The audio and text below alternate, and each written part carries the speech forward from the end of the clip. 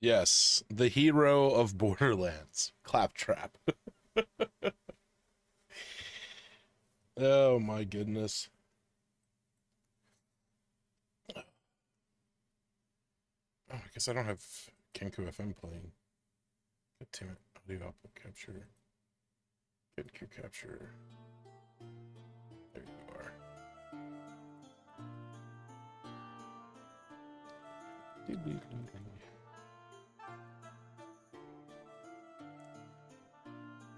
Oh boy. It has surely been a while since I did one of these. Hey folks, welcome to the tavern. It has been quite a while since we've been in here. It's just honestly been a long time since I've really done anything D&D related, truth be told. Geez, oh man, 25 months. Holy shit, that is insane. Thank you, Stacy. I appreciate that. Yeah, so it's been a while since I've done anything D&D related.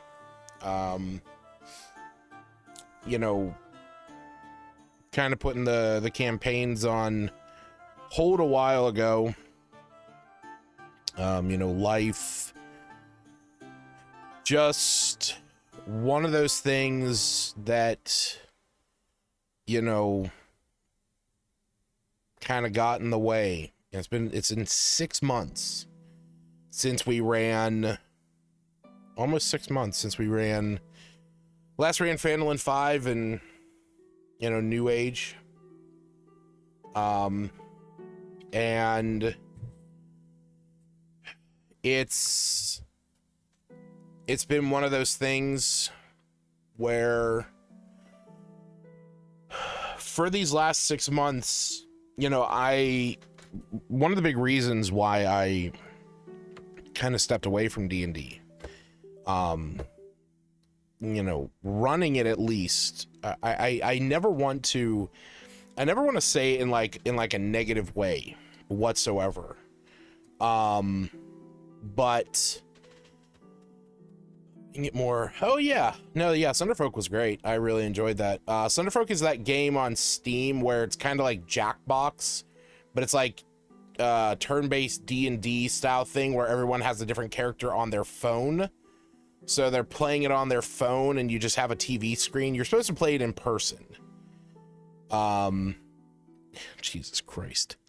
You're supposed to play it in person and you know, play it around the TV, but you know, we streamed it. I remember we played it.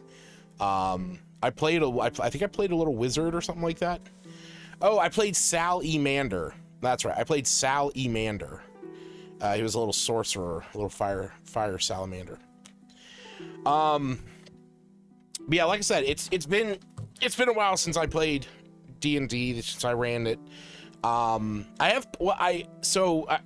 have actually played since then. I played with my in-person group a few times. Unfortunately, even that kind of got put on hiatus just because of scheduling issues. You know, life kind of getting in the way of a lot of those opportunities. I have a chance of playing in a couple days with them. Hopefully that works out. I'm going into it with a very different style than I have done in a long time. At least in that campaign, the players were in the city of Neverwinter. They were heading into Neverwinter Wood. They have to head to the far side of Neverwinter Wood to get to a tower.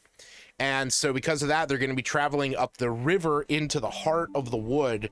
And that is going to be putting them right smack dab in the middle of the territory of Gorthok the Thunderboar, who's been kind of running rampage in Neverwinter Wood for at least an in-game month. So that whole area is going to be completely altered from the last time they had traveled through there. You know, massive swaths of the forest just being, you know, torn down, destroyed, burnt and scorched, you know, eternal storms, just like areas flooded, the people that are living there, you know, like basically in refuge.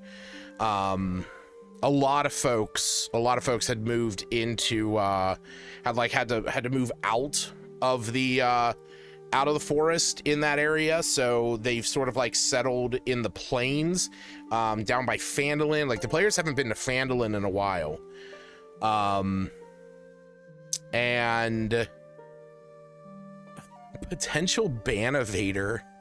You stream well. I'll love to become your dedicated fan and support you. Mind adding me? I do mind adding you, considering you have like 2 very different usernames. That's really odd. All right. You know what? I'm just gonna give you a quick timeout. I don't know what that was about. That was really weird. That was really strange. So yeah, they were heading up into Neverwinter Wood.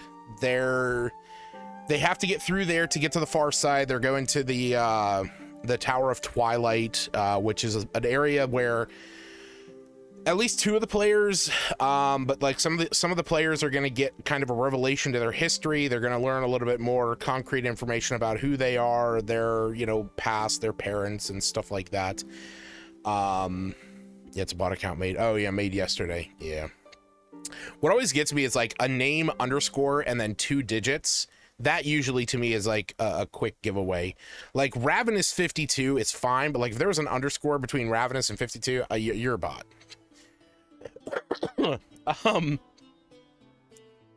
But yeah, so they're heading there, and the last time that we played, change my name right now.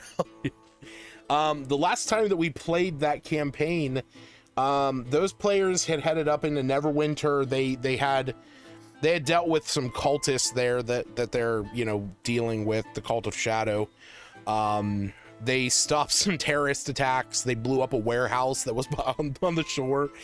The rogue now has a warg mount, and they are now heading up. They're going to be heading up the river into Neverwinter Wood, and the last session was them just like figuring out who was going to give them a ride up the river. So I gave them 3 options. There was what was it? There was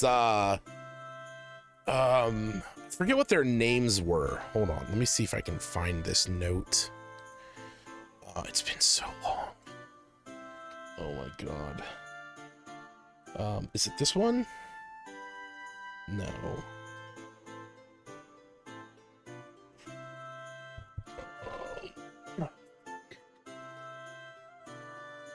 Is it this one?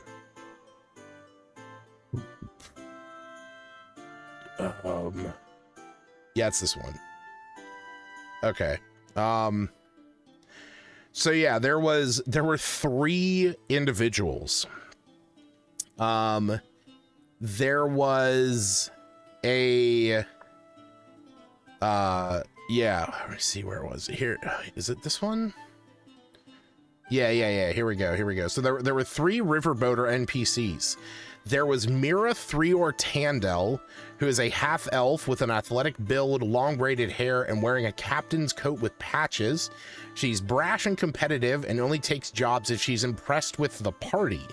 Her boat, the Sweet Current, is sleek, fast, and has a reinforced hull. With a makeshift harpoon launcher. She charges double the standard rate, plus a favor that she can cash in later. And she has she's always rowing with 3 oars. She has 3 oars. That's kind of like her, you know, again, her name is Mira Threor Tandel. Then there was Thrombin Wagtree, who's a dwarf. He's bald with a bushy beard, tan skin, waterlogged boots, always smoking a carved pipe. He's gruff, practical, and superstitious about river spirits, and he keeps a lucky fishbone necklace. His boat, the Mossback, looks like a turtle, It's slow but reliable and practically a floating bunker. His deal is that he offers protection charms in addition to passage, and prays to the god Shantea before every trip, the god of the harvest. And then there's Old Man Jenkins. He's a human. He's gaunt, wiry, with a long white beard, sunken eyes, hobbling with a makeshift crutch made from a broken oar. He's half crazy, full of stories, morbidly excited by danger, and talks to his boat like it's a person. His boat, the Storm Tease, is a creaky patchwork skiff made of repurposed shipware, and it's surprisingly durable. His quirk, he has a quote. They say no man's made it past the Whispering Rapids since Gorthok took root. Good thing I ain't no man. I'm a mad bastard. I named Old Man Jenkins after my dog Tonka that passed away. We called him Old Man Jenkins. He's like, they say no man's made it past that Whispering Rapids since Gorthok took root. Good thing I ain't no man. I'm a mad bastard. So yeah, so the players got to meet them. You know, they headed down to the docks. Reminds me of that crazed gnome who helped me. Hell yeah. Yeah, so they headed down to the docks, and they spoke with them. I kind of gave them, you know, the descriptions, and they were immediately obviously drawn to Old Man Jenkins, and so, you know, they went and talked to him, and oh yeah, I remember that when you guys were fighting the storm cultists in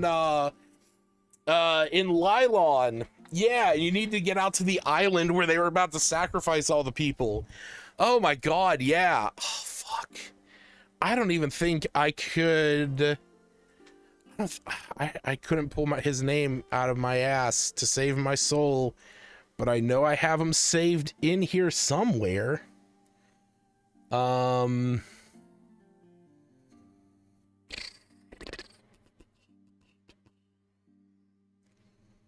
is he? I also have him on here. Because we made a pact, yeah.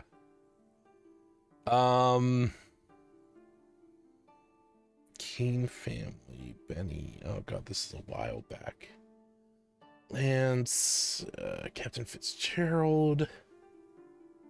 Was it? No, not Soapwort. Aston Pats. No, it wasn't Aston Pats. That was the Council of Neverwinters, not any of them. Oh, was it Uric Twisted Mind? Yeah, it was Uric. Oh, that's right. It was Uric Twisted Mind and then Mimicry the Kenko. Yes, here it is. Here it is. Because he's right in between Aubrey Silverspot and Captain Fitzgerald. he wore a hat that was like a beholder. Oh god, I remember him now so much better. Yeah. Crazy lunatic. So yeah, the party got super invested in Old Man Jenkins, and they were like, you know, we think he's gonna be the best option. And then they're like, okay, well, let's at least talk to you know who these other folks are. And so they went over and they talked to Threor, and she kind of explained, like, you know, hey, yeah, no, Old Man's kind of crazy. His ship will probably break down, you know, along the way, but feel free to take my ship, and, you know, I'll actually get you there, you know, in one piece. They did also talk to the dwarf, but like weren't really like keen on him. You know, he kind of explained that, like, you know, he was more out to like make sure that he survived. So like he's not going to go into anything super crazy dangerous, but his ship, one of the things was that his ship, you got like chained down to it. because he had a magical enchantment that kept you safe. So it's like their safest option was the dwarf with the turtle-like ship. Their fastest option was the half elf, because she could get them up the river faster, which means that like they would be at less risk of encounters, but she charged so much more. And then Old Man Jenkins is like, yeah, I'll get you up there. And like, you know, his whole thing is he wants to die on the river. So like, he doesn't have plans of like killing himself on the river, but like he doesn't care. So it's like his whole thing is like, you know, he'll go at whatever rate the river takes him. And if they get attacked, they get attacked. I can't remember exactly what they chose. It's been like a month and a half. I want to say that they wanted to actually get both Old Man Jenkins and Threor. They wanted to kind of like split the party and have half of the party on Threor's fast ship, the Sweet Current, and like take that up the river further and have Old Man Jenkins coming behind. But she's like, I'm not waiting for him. And like, that's not how I do this. So I'm pretty sure they were just getting Old Man Jenkins to take him up the river.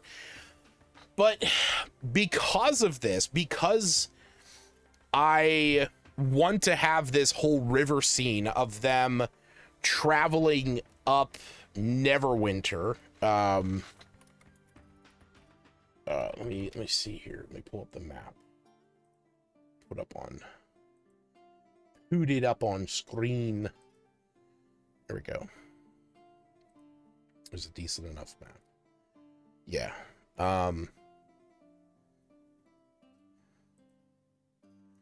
So what's up, Ms. Roy? So because they're going to be traveling from Neverwinter up the river, you know, like past Thunder Tree and into Neverwinter Wood, because I know it's a little hard to see, but like up in this little nook right north of where the W in Neverwinter Wood is, the W in Wood, this is where the tower is. But like Gorthok the Thunderboar's whole domain is like a huge portion of this whole area. You know what I could do? I could actually just do this. I could make life easier and draw it out.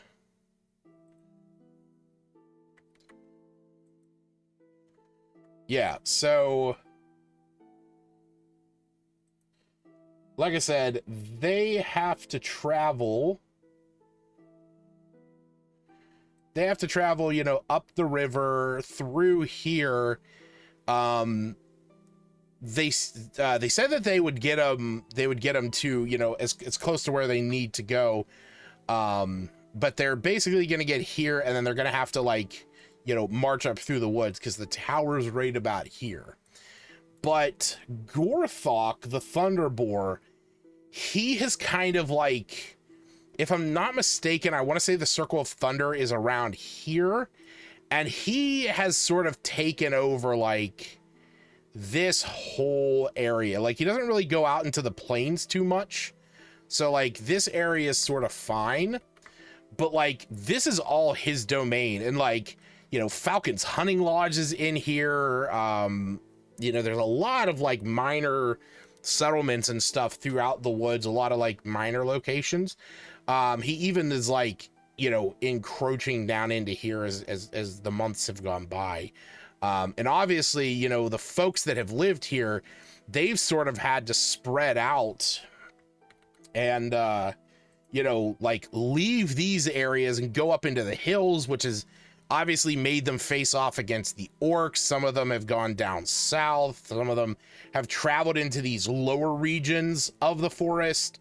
Thunder Tree has kind of been taken back over. Conaberry's sort of being rebuilt because of that. And a lot of folks have just, you know, migrated down to Phandalin, you know, just because of, you know, our good old boar Gorthok. So with the players having to go up the river to get back into the forest to go up to this tower, they're gonna have to deal with the Gorthok.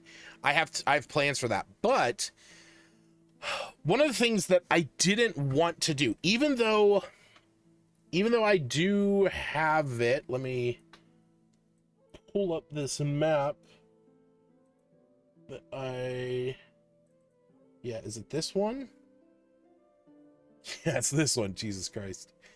Okay, so this is a map that I have. You can actually get the pieces of this map and sort of rearrange them as you want. But I actually found this map, and my plan was to load it up into my VTT so that my players, you know, we would actually have, like, you can see the grid. You'd actually have like a boat icon. We're playing Carcassonne now, that's right. And I would have them going up, and like every like so many panels is like a different part of the river. There's like a different thing. So like here, there's a little bit of a sandbar, so they sort of have to steer around that. And then here is a bridge, and the problem is like they can't all fit there, or there's, you know, possibly some bandits that are like hiding up there that are gonna shoot down at them, jump down onto the boat. So because they have to kind of like slow down and like maneuver through here, this is going to be like a stalling area. And then up here there is this is going to be the bandits camp.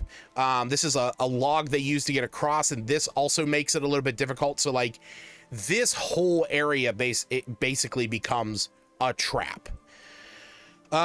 Beyond that, again, a little bit of a landing area, somewhere that bandits can get to them. But, you know, continuing up along the way, here's a little bit of like, I know that this could be like a shoreline, but I actually imagine this is like an area where the land is sort of eroding. You can see that the river is starting to bend here, which that means that this right side is starting to decay.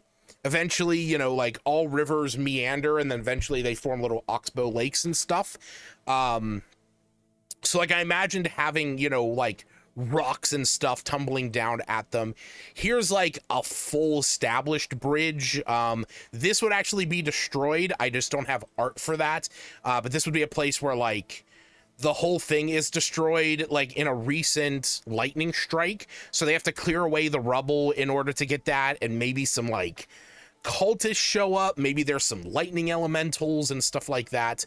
And then we get up to the logging camp, which is, you know, a place where there is a logging camp encounter in not Icewind Dale, but in Dragon of Icespire Peak. This is not the map for it, but in that one, it's kind of similar. If this was rotated like, you know, like this, it's kind of similar. Let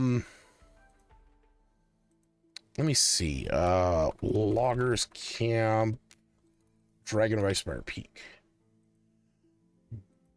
Yeah, see, it's not the same. That's not even the official map. That's the official map. So like you can see, it's not the same. It doesn't have the same like look. This has a huge like logging area. Obviously this one doesn't, but my plan was to use this map in lieu of this and run the logging camp encounter here. And then this way it lets them at least have that encounter, just dealing with the onkegs that come up out of the ground. And introduce Tybor Wester, because, you know, Harbin Wester's half-brother, you know, he runs the logging camp. So have him kind of hailing the players as they come up. You know, they'd have to maneuver around the wheel a bit there, but like once they got up to here, you know, Tybor would be like on the shore, like basically being attacked by onkegs and calling the players over. So, but that's the general gist of what I want to do. The problem is, this is a very big file. Okay, the original size for this map, where was it? Because I scaled it down so much. Yes, is this the original size? Yeah, okay. So this is the original size. There's a lot of detail. We can actually get pretty close without it starting to get blurry. This one, on the other hand, is a little bit more blurry right about there. Right, it's smaller because this, if you can't see that, this is 986 by 4211. So this is, only about 1,000 pixels across, but 4,000 tall. The original is 1,900 by 8,400. So practically 2,000 by 8,500 pixels. It takes up so much space. It's 14 megabytes. So I had to downsize it. And even that, on Encounter Plus, which is my VTT of choice, it struggles to run. And like, that's just having the map. When I tried broadcasting it to a TV, it lagged so bad. And then trying to put tokens on that. And because at this moment, I don't know exactly how I want things to play out. I want things to be kind of random and sporadic as the players are going up. I don't want to like limit myself to like very specific things. So my plan is that I'm going to have this map on my screen. I'm going to know, like I said, kind of like what I outlined here, maybe there's some giant crabs here that attack them. Maybe there's some bandits up here that try to go after them. Some rocks fall here. This is destroyed, so they have to move that stuff. Time is of the essence. Maybe, an attack from some elementals, and then this. Until they get to this, all the rest of this river is going to be theater of the mind. I'm just going to be describing the river, how the rapids are moving, the fish moving through it. You can see jolts of lightning across the fish and stuff like that. But yeah, like I said, it's been a while since I've actually played D&D. I have an opportunity this weekend to play for the first time in months. So I'm looking forward to it. But tonight, as it's been a while since I've done a D&D&Chill, tonight I want to talk about the newest thing that has come out from D&D. Now, obviously, D&D in the last few months has faced its fair share of controversy. I haven't bought anything from D&D in a while, but I had this pre-ordered. I do have the physical version of this set coming in the mail. I have not received it yet, but I have reached out to D&D Beyond to find out, what's going on, how long is it going to take, stuff like that. So I hope to hear back from them soon. Because of that, I can't really speak to what's in the actual physical set. But there is somebody that can speak to that, and that is our good friend of the show, Bob Worldbuilder. Now, Bob just today put out a video discussing the new D&D starter set, Heroes of the Borderlands, and the first section of it is the content that is in the actual box. So I have not watched through his full video. The part discussing the content is like the first 3 minutes. So I figured you and I can just sit here, watch through this. And then I want to go through and look at the structure of the set. I want to see what it has to offer. I've kind of looked at some of the layers that start off in the Caves of Chaos. Like, I've kind of looked through some of these already. But I haven't like gone in depth into them. I don't plan on going in depth in every single one. One, it would just take too long. I've done that in the past and it just takes forever. Two, I don't know if some of you out there plan on playing this, running this. I don't want to spoil everything. I mean, and obviously spoiler warning, I'm going to be talking about content from, you know, Heroes of the Borderlands. If you plan on playing this, or if, you know, your DM plans on running this at some point, you know, maybe turn away. But it's okay. You know, I this way, at least you know what you're getting into. There is 3 different sections. There's the Caves of Chaos. I guess we can check this out real quick before we jump into Bob's video. But just for reference getting into this, so Heroes of the Borderlands is actually based on an old module from D&D's history. Where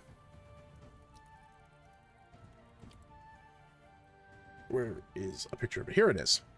Yeah, so module B2, the Keep on the Borderlands, this is what it is based off of.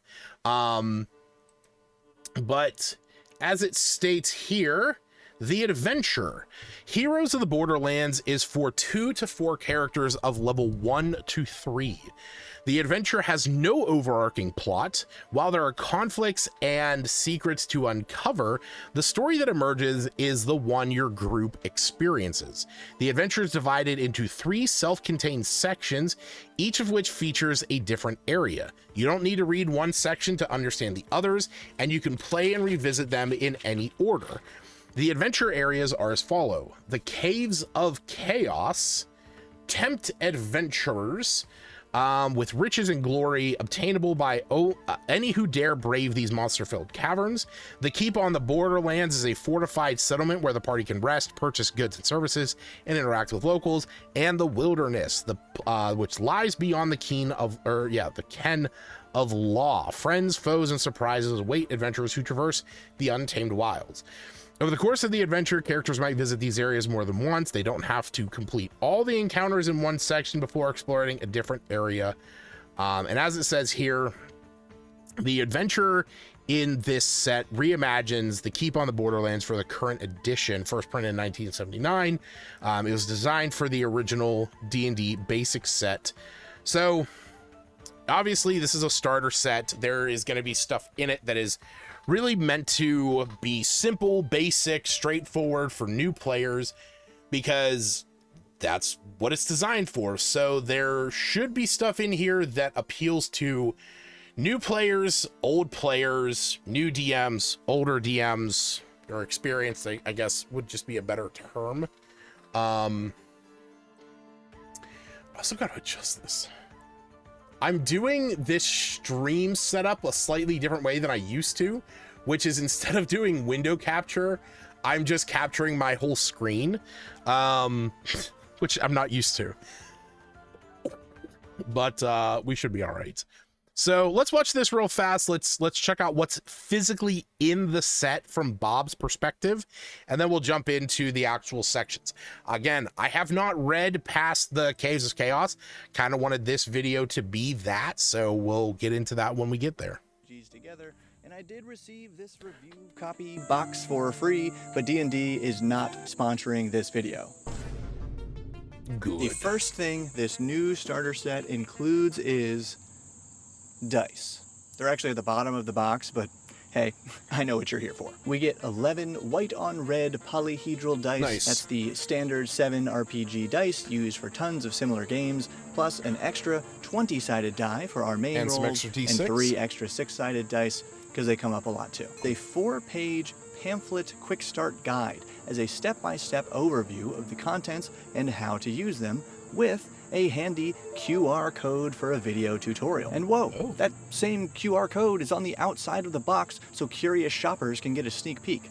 Love that idea. A 30-page stitch-bound I'm gonna scan that play QR guide, code here in a second. acting as our condensed player's handbook. It breaks down the new player character cards, which we'll see in a minute, and the basic rules of the game, with a pleasant surprise. The first page has credits of the original and beloved 1979 Keep on the Borderlands adventure. 3 stitch-bound adventure booklets for the famous Keep on the Borderlands, the surrounding wilderness, and the infamous Caves of Chaos. Each is roughly 20 pages long, and while there are no spoilers in this video, we'll be sure to take a closer look at how these booklets encourage everyone in the group to try a session being the Dungeon Master. It's a simple idea, but it's really one of my favorite upgrades. We got 5 handouts for calls to adventure and shopping. 9 double-sided poster maps. Oh, shit. That's 12 maps of the caves, 5 for the wilderness, and 1 for the keep. 8 character class boards for the cleric, fighter, rogue, and wizard at different levels. And yep, this is the biggest change of all. No easy way to show this all at once. Here's a chunk of them. 210 color-coded cards designed to be placed atop or adjacent to the character boards or reserved for the game master. 8 cards for character backgrounds. You know what? Okay, hold on. Wizards of the Coast just did the exact same thing that Darrington Press did. Instead of having a character sheet, it's just a bunch of cards. And there, there's one for halfling, there's, one for, obviously you can see human and a couple for humans and elves and dwarves. What happens if everyone wants to play dwarves? What happens if everyone wants to play halflings? I know it's unlikely, but it's a non-zero chance. Okay, so this is actually something that has bothered me ever since Darrington Press announced with, what is there? I forget what it's even called. Draw Steel. No, that's not Draw Steel isn't, that's MCDM. What the fuck's wrong with me? Daggerheart. Why couldn't I think of that? So one of the problems when Daggerheart was announced to have a bunch of cards, it was honestly one of those things that sort of rubbed me the wrong way, because I have bought cards in the past for use at my table. Okay, I have those sets that are like the spell cards, so that any one player can like have a spell book that's physical cards, and this way they can sort of like cycle through them and read them, and when they play them they can like hand it to the DM so the DM can read. It's a cool thought, it's a cool concept, and if you as a player are purchasing them for yourself, cool, great, that's awesome. If you are a DM purchasing them for your players, you have to take into consideration that if you have more than one spellcaster in your group, you are fucked. Okay? And if you have players that want to do homebrew stuff, you can't use cards for that. Okay? If you have 2 wizards in your group and they both, or if you have a wizard and a cleric in your group, and it's an evoker wizard and a light cleric, and the light cleric has fireball, they both have fireball, neither one of them is going to be able to, only one of them is going to be able to have the card. So I get that, like, it's fun, it's jazzy, it's, it's like, oh, I got all my stuff on a card, and I don't have just a piece of paper that I, scribble what I want on.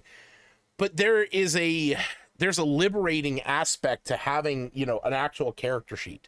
It makes more sense. And the problem that I face with stuff like this is that if I did want to run this like online also, I obviously can't use those cards. Like, and granted, that's always, that's going to be a very specific niche thing. Running online is a different monster than running in person. But again, unless you are coming to the table with some pre-made characters for brand new players, and you're saying, you know, it's like, hey, you know, there's only 2 possible humans, there's only 2 possible halflings, like, split it up. You kind of have to get that buy-in from the players, okay? And at least coming from an experienced DM position with players that are often wanting to, Jesus Christ, with players that are oftentimes really wanting to experiment, cards just don't always work for me. Again, that's just me. I just, you know, want to put that out there. All right, I didn't mean to skip past that. Double-sided poster maps. That's 12 maps of the caves, 5 for the wilderness, and 1 for the keep. 8 character class boards for the cleric, fighter, rogue, and wizard at different levels. I will say it is nice that they at least have 2 of each. This way, 2 players can play the same class. The biggest change of all. No easy way to show this all at once. Here's a chunk of them. 210 color-coded cards designed to be placed atop or adjacent to the character boards or reserved for the game master. 8 cards for character backgrounds, 8 for character species, but that's 4 species with 2 cards each. 20 magic item cards, 55 equipment cards, but that's 30 pieces of equipment with varying numbers of duplicates. 53 spells, 20 non-player characters. Okay, yeah, see, with varying numbers of duplicates. 53. Obviously here we can't really see what's all in there, but like, how many duplicates do you have? I mean, we can see here we have, you know, Aid, Arcane Lock, Bless, Melf's Acid Arrow, and Toll the Dead. Spells, 20 non-player characters, 42 monsters, and 4 reminders of the things any character can do on their turn, both in and out of combat. Speaking this of which, really, like, I understand that the book even outlines this is for 2 to 4 players. But this is very much for no more than 4 players. There is a combat tracker notepad for recording initiative order, hit points, conditions, and death saves. And wow, 273 cardboard tokens for gold pieces, gems, hit points, tracking powers, that's like spell slots and other limited use features, standees for the player characters themselves, more tokens for monsters and I mean, I know Stacy said that the box was heavy. I've had other people say that the box is heavy. But damn, it's echoing. Plastic bag. Oh, you know why? Because it's yeah, no, that's why. There we go.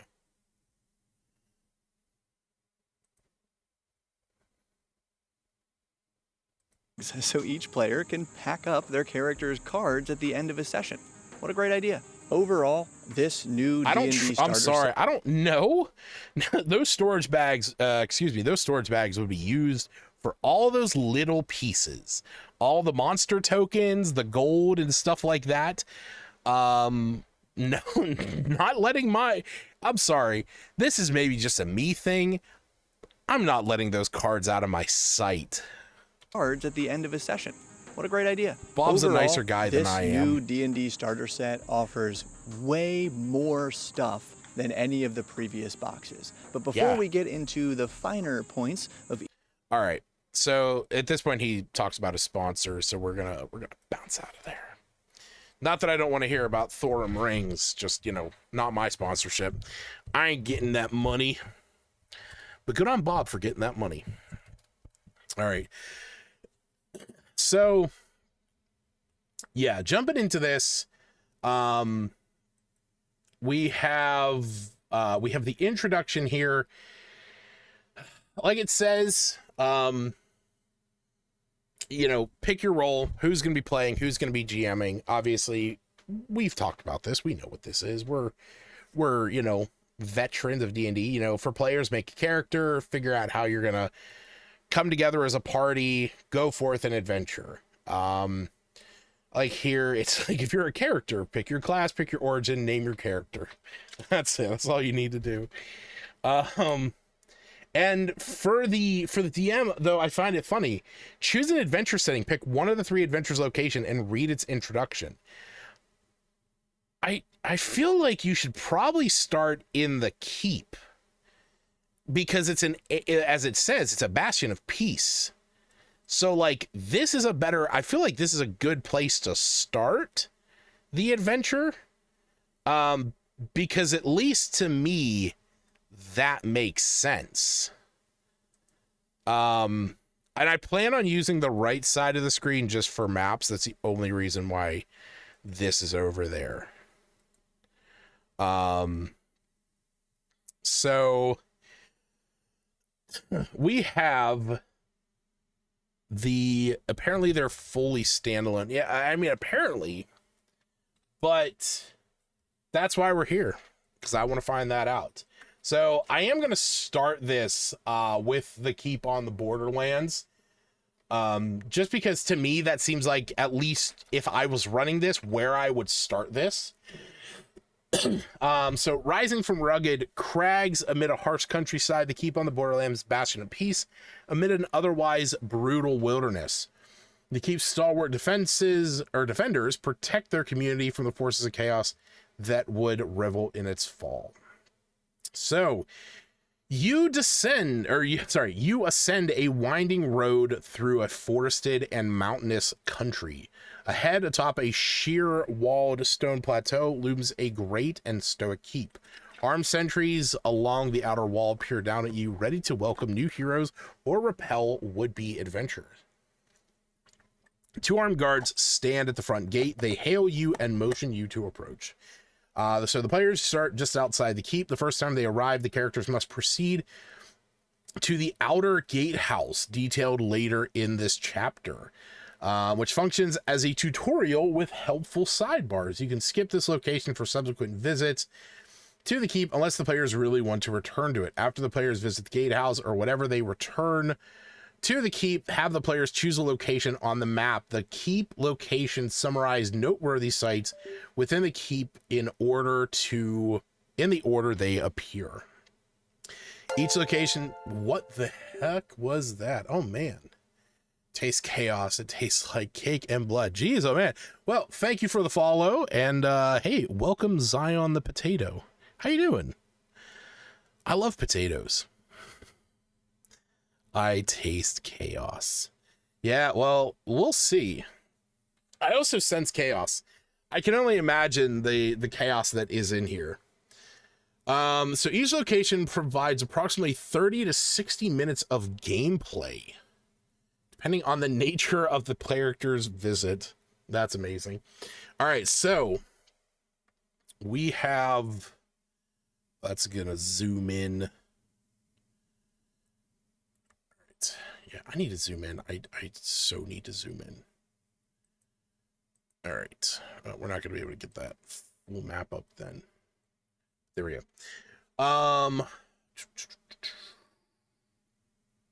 Let's scale this just a here back so I can get this in there. Cool. Yeah. Also, where's my music? There we go. All right, so we have the outer gatehouse guards vet entrance and keep watch at the gate. There is the barn, which is right there. Number 2, livestock and steeds are stabled and groomed here. 3 is the private apartments, modest apartments, house long-term residents. 4 is the smithy, blacksmith crafts metalworks here. 5 is the provisioner shop, this messy halfling-owned shop specialized in gear. 6, the trader outpost that sells armor and weapons. 7 is the bank. 8 is the inn. 9 is the tavern. 10 is the guild house, merchants and artisans. 11 is the temple. 12 is the inner gatehouse, a fortification for the keep's last line of defense. The 13th is the inner bailey, and 4 is the fortress. The castellan governs the keep of the stronghold. All right. So the players can visit any location in the keep, meeting and interacting with citizens who reside there. Each location employs one or more of the NPCs, typically representing the most important person in the location, such as an establishment's owner or highest ranking individual. The map of the keep isn't to scale, but you can use it to track the character's current whereabouts. If this is your first time as DM, ask your players to keep the party together. It's easy. Yeah, that's always going to be the case. All right, so what do we have? Combat is prohibited in the area. If you need game statistics for the NPCs, at your discretion, characters who antagonize peaceful members of the keep might attract the attention of the soldiers of the keep, of whom there are many. Those who refuse to keep the peace may be arrested or detained for a few days or fined up to 50 gold. Or ousted from the keep. Good. There's a gray ooze blob? There's a curate. Oh, it's, I'm guessing it's like a priest. They have raised dead and celestial radiance, so that's my assumption. All right, unlike the other two adventure settings, this place is safe to rest and resupply. They can long rest here. Players can leave the keep whenever they choose as they accumulate treasure and advance in level. The players might spend their hard-earned wealth, rest, and follow up. Okay. Though there are quests to complete in the keep, the characters don't gain levels in this section. Each quest offers its own reward. Usually, oh, okay, cool. I know the Caves of Chaos does have a leveling system where after they do 2 caves, they go to level 2, and after they do a total of 5, so they have to explore 3 more caves, they go to level 3, and 3 is where things end. So like, you know, there's 4 of them that you need to be at least level 1. There's 5 of them that you need to be at least level 2, and then there's 2 that you need to be level 3. The wilderness actually didn't look. After the players complete at least 1 encounter in all 4 regions, everyone gains a level. This advancement only occurs once. If they're already level 3, they don't gain a level. Okay, so they can gain a level in the wilderness, but they only ever gain 1 level. And that is because in the 4 regions, the trail, the wood, the fens, and the tamarick stand, they can have multiple encounters. There's different kinds of encounters, but you are only ever going to level up once. Jesus, that just opened up a bunch of sprites. That was crazy. You're only going to get 1 level up in any of the wilderness. Okay, so that's how they sort of keep leveling from going too crazy.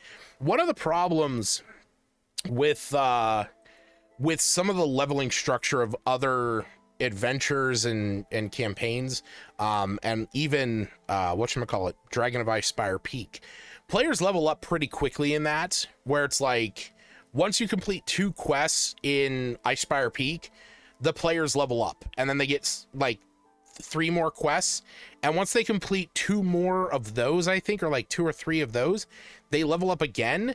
And it's like level 3 is actually kind of a higher level for some of the stuff that they still have to do, and that's always going to be a really like hard to manage thing with, you know, unless you're really kind of like a stickler about your players not leveling up, and keeping stuff to the level that they're supposed to be. I guess, at least in my own experience, I am kind of glad that this is like, hey, if they level up in the forest, you know, once they do, you know, 1 encounter in each region, sure, they get a level. They had 4 encounters, whereas with the Caves of Chaos, it's like, hey, look, these are meant to level up. This is where your players are meant to level up. All right. So what do we have here? We have the outer gate. Do we have a specific map for the outer gate? No, but we do have the banner for the keep, and we got some NPCs. All right, well, let's go back. Let's go back to the main map.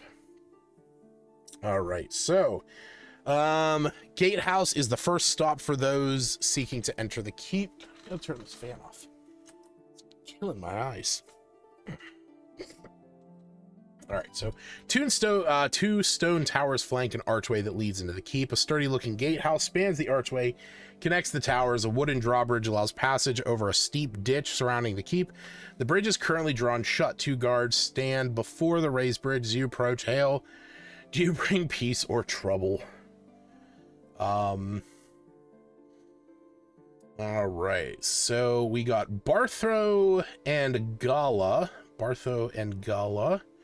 Characters must respond to the guards and say whether they mean well or ill. After confirming they are well-mannered, they will let them in. So this gullible recruit spends more time dreaming than patrolling. He's easily distractible. He likes to catch a few winks during his night shift. Okay, so you can sneak in and out when he's there. If you can't afford a bed at the inn, Cornflower will let you sleep at the barn. The hay's really comfy. Minotaurs aren't real. They must be a myth told to scare little children, and this is false. I wonder if all the NPCs have like this true false thing. Gala, though she's memorized all the keep's laws, the guard still has much to learn. She clings to the keep's laws, often recites them out loud whenever she must make a decision. She believes that life is fair, people mostly tell the truth, and good always prevails. I've heard the captain of the guard plans to retire soon, and the keep's coat of arms is honors its cavalry, 30 riders strong. I hope to become one. Cool. So we got the drawbridge, the gate, the towers. There is the banner. So the service is that it can be raised and lowered. Nothing really needed with that. Orientation, the gate guards can describe and give directions to any location in the keep. They can also tailor recommendations to their needs. For example, if a character wants to purchase weapons, they point... Okay, so it's pretty simple stuff. Entry screening. The keep has plenty of need for hardy adventurers like you. If you want to make a name for yourselves in this community and earn the Castellans' respect, you should visit locations within the keep and offer your aid. Residents usually pay for a job well done. Before they venture into the Borderlands, the characters can report to the fortress for more information on how they can further the interests of the Castellan and his advisors. Every location in the keep offers a quest, a heroic task, or odd job intended for the party. The characters don't have to complete a quest at a location to benefit from its services. Unless stated otherwise, the characters can decline a quest. They can always return to complete it at a later time. Each quest reward is stated at the end. The guards here have orders to help out around the keep between shifts, but Bartho claims he must rest instead to stay sharp while he's on duty. He pulls characters aside and asks them to complete quests around for a small reward. When the characters return to the outer gatehouse after completing at least 3 quests, he gives each player 5 gold. Okay. So up next we have the barn. Animals Snuffle, Cluck, Oink, and Moo. What the hell's that's not a pig. Snuffle. I guess horse would be a whinny or a neigh. I would imagine Snuffle would be a pig, but it already says oink. Unless it's a sheep, it must be a horse. Animals Snuffle, Cluck, Oink, and Moo inside the stalls of the spacious barn, which smells of leather and manure. A freckled halfling woman uses a pitchfork to unload hay from a nearby wagon. In an empty stall, she wipes the sweat from her brow. This is Cornflower. Spunky stable hand isn't afraid to get her hands dirty. Her best friends are barn animals, and she likes to use animal idioms such as busy a bee, chicken out, or hold your horses. Did you know animals have all sorts of special glands? Giant fire beetles are like giant glowing cave lanterns. Isn't that amazing? Careful if you go trekking in the wilderness. The tamaracks are overrun with giant spiders. Those are both true. So what do you offer? Chores. Once per day, the characters can assist Cornflower with chores around the barn, such as collecting freshly laid eggs, feeding, grooming animals, and milking cows and goats. In exchange for the help, they pay 1 gold. For 1 gold, Cornflower sells a pail's worth of milk or a slab of freshly churned goat butter. And Cornflower sympathizes with players who can't afford to stay at the inn. She lets them stay in the loft for free. Okay, so you can get 1 gold per day for helping. There doesn't seem to be a time on this, and it just says once per day. So, I mean, collecting eggs, feeding and okay, so collecting eggs, depending on how many she has, that's at least like, I would say 10-15 minutes.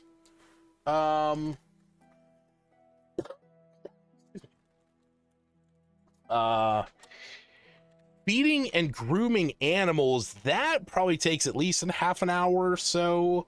And then milking cows and goats, I mean, that's at least, I'm going to say that's at least an hour. So I would maybe put this as like an hour, maybe like a half an hour to an hour. So kind of like the shorter end of a short rest. And then you can also buy milk or butter. I mean, other than just, you know, having the milk to drink, don't know what you need it for. Maybe there's something throughout there. All right, but what is the quest? Billy Goat Wranglin'. After introducing herself and explaining the bar's services, Cornflower confesses she could use the player's help. Last night, I accidentally left the goat pen unlocked, and this morning, all the goats were gone. I'm sure they're still within the keep, but I need to tend to the other animals. Make sure no others get loose. Would you track down the missing goats? Okay, so you get 1 gold for every goat they must bring back. The number equals the number of players. So 4 players, 4 goats. The goats are scattered throughout the keep. Roll a d12 for each missing goat, re-rolling duplicates. Keep these results secret. Each result corresponds to a number within the goat where a goat can be found. For example, on a 6, it's outside the trader shop. To find the goat, they must go to that location, though they don't have to venture inside. Character can narrow their search by making one of the following ability checks: a DC 10 survival and a DC 10 persuasion, to either follow the hoof prints or to ask somebody by. On a successful check, they learn it. When the characters arrive at a goat's location, they find it grazing outside the structure and can coax it back to the barn where they... Okay, so basically this is 4 survival or persuasion checks to get 4 gold. Okay. Yeah, they climb an 89-degree wall. All right, so I don't want to go into every one of these so closely, but we have the private apartments with Lank, who is a human jeweler noble, that with reports of bandits along the trail and the occasional thief here in the keep, I plan on selling strong boxes to help citizens and travelers to secure their valuables. I received a few samples made by local crafters who hope to partner with me in this new venture, but I won't stake my reputation on shoddy work. I need to determine which of the strong boxes are fit for sale. You collect capable lot, care to test them. Oh, so you're trying to break them, pick them, or pry them. Interesting. So you're just dealing damage, rolling a sleight of hand, or rolling athletics. Okay. Inside each one is 5 gold. If the characters manage to penetrate all of them, Lank grouses about the box's poor craftsmanship. If all the strong boxes thwart their attempts, Lank pays them each 1 gold as a consolation. It says that there are nobler skills to master than thievery. Okay, that's funny.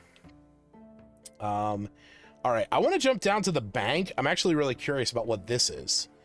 Because obviously, like, we know what a smithy's gonna be, you know, the services that are gonna be there. Weapon smelting is the thing. We know, you know, what a provisioner shop's gonna have. Yeah, there we go. Some basic adventuring stuff. And then the trader shop has weapons and armor. So we get that. Oh, here's the gray ooze blob. You find a wagon standing in the middle of the trail with no driver in sight. Some of the crates... Wait, what?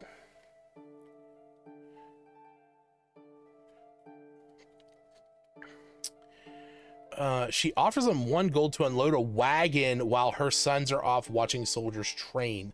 The delivery is late, so she tells the characters to meet the wagon along the trail. Oh, okay. So a gray ooze blob or glob lurks within the abandoned wagon. Lovely. Hey, at least they get 5 gold each. All right, so what's the bank? This one-story bank supports a teller window with a drop-down counter. A bespectacled halfling woman in a silk tabard sits behind the glass. Outside, a bored human guard stands watch. So we have, who do we have? We have Quink and Yvette. All right, so the services take out a loan. The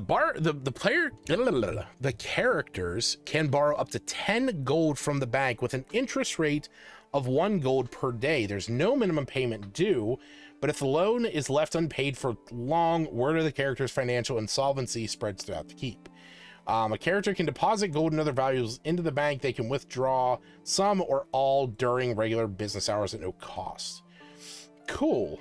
So is this? Yvette might be a lousy guard. There's a break-in recently on our watch. The burglar got away. I fear the culprit might attempt another break-in. I'd like you to prevent the heist quietly. Stake out the bank at night. If you see burglars trying to enter, intervene, convince them to leave. I'm paying for discretion. If you try to give the thief a trouncing, it'll no doubt cause a scene. Okay. So she does want them to not fight, which good. So they need to do persuasion, deception, or intimidation. If you succeed, she pays 20 gold for stopping the heist. They also, if they reveal the identity, she's flabbergasted. Oh, it's Yvette. Okay. Lovely. All right. Yeah. So, okay. So we get it. You know, banks seem rare. Might have new players, expecting. I can see that perspective, but I understand that perspective. I think though early on, something that players need to understand that does take time. It does take time for players to understand this. What happens in one game is not the case in other games.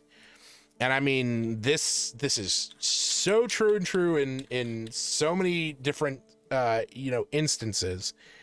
But the reality is just because there would be a bank in one campaign does not mean that that banks need to exist in other worlds. Now, there is a good call for banks in most large cities. So while in a keep like Keep on the Borderlands, I mean, even just from like this small map, it seems like a fairly small thing, but obviously it is kind of bigger. You know, it's like they said, this is not to scale. So like having a central city in a campaign with a bank is not a bad idea. I know that I've talked about doing magic banks, and that obviously is more for like quality of life for the players, where they're able to have like essentially a magic stash. But actually having a real bank with, you know, the purpose of storing your goods and wares that you can only access during like certain hours, as to not give the players essentially free infinite, you know, storage that they can access at any time is a very easy, smart thing to do. But I do like the idea of giving it to of giving the like a service to take a loan, where, you know, if the players need a couple gold to buy something, they can get a loan out, but they got to repay it, you know, because the next day it's, you know, if they take out a 10 gold loan to buy, you know, like a new piece of armor or like a sword or something, The next day, they got to pay that back with 11 gold. It is highly protected versus many small towns. Yeah, see, that's the thing. Like, a small town's not going to have a bank because it doesn't have, you know, the residents of a small town aren't going to want to put all their valuables in a central location like that. Versus if you have a bigger town or, you know, like a larger settlement, like a metropolis or a city, your higher level, I mean, your more affluent residents are going to want a place to keep their money. Now, the followers of Joaquin, who is a merchant god, they would likely be some of the ones that would invest into that. And like in my one campaign, the one that I run on Saturday in person, in that group, there is a temple of Joaquin that is a bank. And the players actually had to go there and like investigate a heist that had happened. So like I sort of played it with that, you know, because I like using, you know, religious figures for a lot of stuff in my campaigns, but you know, having Joaquin in there was an easy way to introduce something like that. So, but okay, so overall, the keep on the Borderlands, actually going into the keep, is a place where the players can rest and relax. There's a couple small things that they can do once, you know, stuff like the bank heist, but there's stuff that they can do regularly to just make a couple extra gold, like doing the chores with cornflower. So I like that. I actually do like this setup in general. I like the fact that they're not offering level ups on this stuff. These are just small things that the players can do. Now, the only problem that I foresee with this, and this is coming from my own mindset of longer, like, spanning campaigns, if your players are coming back to the keep regularly, it's going to get a little boring. And the only reason why I say that is because if this is all the items that are available, acid, antitoxin, ball bearings, health potions, healer kits, hooded lantern, rope, and then some instruments, this gives you a good selection, but there's nothing crazy here. And then the trader shop having some, I mean, there's a light armor, a medium armor, a heavy armor, and a shield. And then we have, you know, a bludgeoning weapon, a piercing weapon, a thrown weapon, and a slashing weapon. I mean, it's not a big selection, you know? Now, obviously, we don't know what's in the Caves of Chaos. I'm imagining there's going to be plenty of items in there. But, like, I feel like... Here's where my mind goes with this. The players are going to start out. Let's say that they're at the tavern. And this is where they start, okay?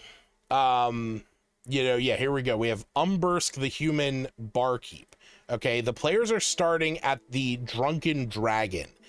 And it's like, okay, you're in the keep on the Borderlands, you're in the tavern, and maybe we start with this, where, you know, you guys are an adventuring party, you've come to the keep on the Borderlands to find, you know, gold and fame and fortune, and to kind of make a name for yourselves, your new adventures, fresh off the block. And, you know, maybe we skip past the initial gate. But, or, I mean, hell, I mean, honestly, actually, starting at the gate probably is the best option. Come to think of it, you know, the players arrive there, but, like, once they get into there, the players are probably going to want to go around and, like, look at all the locations. They're, you know, they're going to want to talk to them, and once they do that, it's like you're gonna have a whole list of side quests here in the keep alone, And whether or not they actually want to do them, you know, what's going to draw them out into, you know, the caves and the, you know, the wilderness. I'm actually curious about that. And I wonder if the fortress is the case. No, this is just training recruits. Oh, wait, that was that. If the characters return to this location at level 3, having fulfilled all 3 keep officials' requests. Oh, cool. Castellan, no celebration marks the end, but there's still players continue the adventure. If you wish, okay. Yeah, so okay, so obviously there's 3 nobles, and it looks like each one of them has a quest. Okay, so the official errands will take them out into the different settings. Okay. All right, so those are the ones that I want to read right now. So, Dwern the Scribe, the Castellan Scribe, a dwarf man named Dwern, sits at a tidy desk in an austere office, documenting changes to the keep's inventory in a heavy ledger. I've commissioned a map of the wilderness beyond the keep. However, the map is sorely lacking in detail. And few are willing to brave the wilds to properly survey them, but you look like you're made of sterner stuff. If you help me finish this, I will compensate you fairly. If the players explore 3 or more wilderness regions and report their findings to Dwern, the scribe pays them a handsome reward, a large glittering gemstone worth 100 gold. Okay, so they get 100 gold out of this. Then we have Elandra, the elf advisor. While Castellan Winvarel protects the keep from outside threats, it's my duty to preserve the peace within the walls and ensure its citizens are content. I'd like you to visit a few businesses within the keep and help their owners. If the players complete 3 quests within the keep, report back to her and she'll issue them a magic item. With 1 magic item. Wait, what? 3 quests. She rewards them with 1 magic item. Roll once on the table, re-rolling duplicates. Oh, it's a re-rolling duplicates. What am I? How would I re-roll duplicates?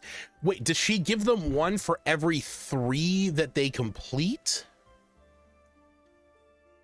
If the players complete 3 quests, come back to her to reward them with 1.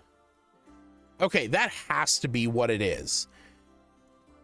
Because it would have, because like there's at least like 12 or 13 quests. So they can get a couple magic items for her from helping the people in there. And this guy is 3 or more. Okay, so if they do more, he's still just, so they have to do at least 3. And then what are you? Your arrival's fortuitous. I've heard whispers of nefarious cult, the self-proclaimed cult of chaos. Hey, well, there's Zion the Potato's claim of smelling chaos. That reportedly operates in a cave network to the northeast. I believe the source of the cult's power resides in one of those caves.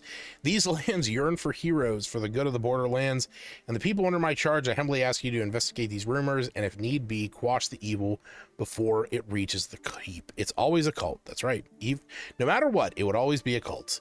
Winvarel claims the quest. Oh, so this is Winvarel. This is like the dude.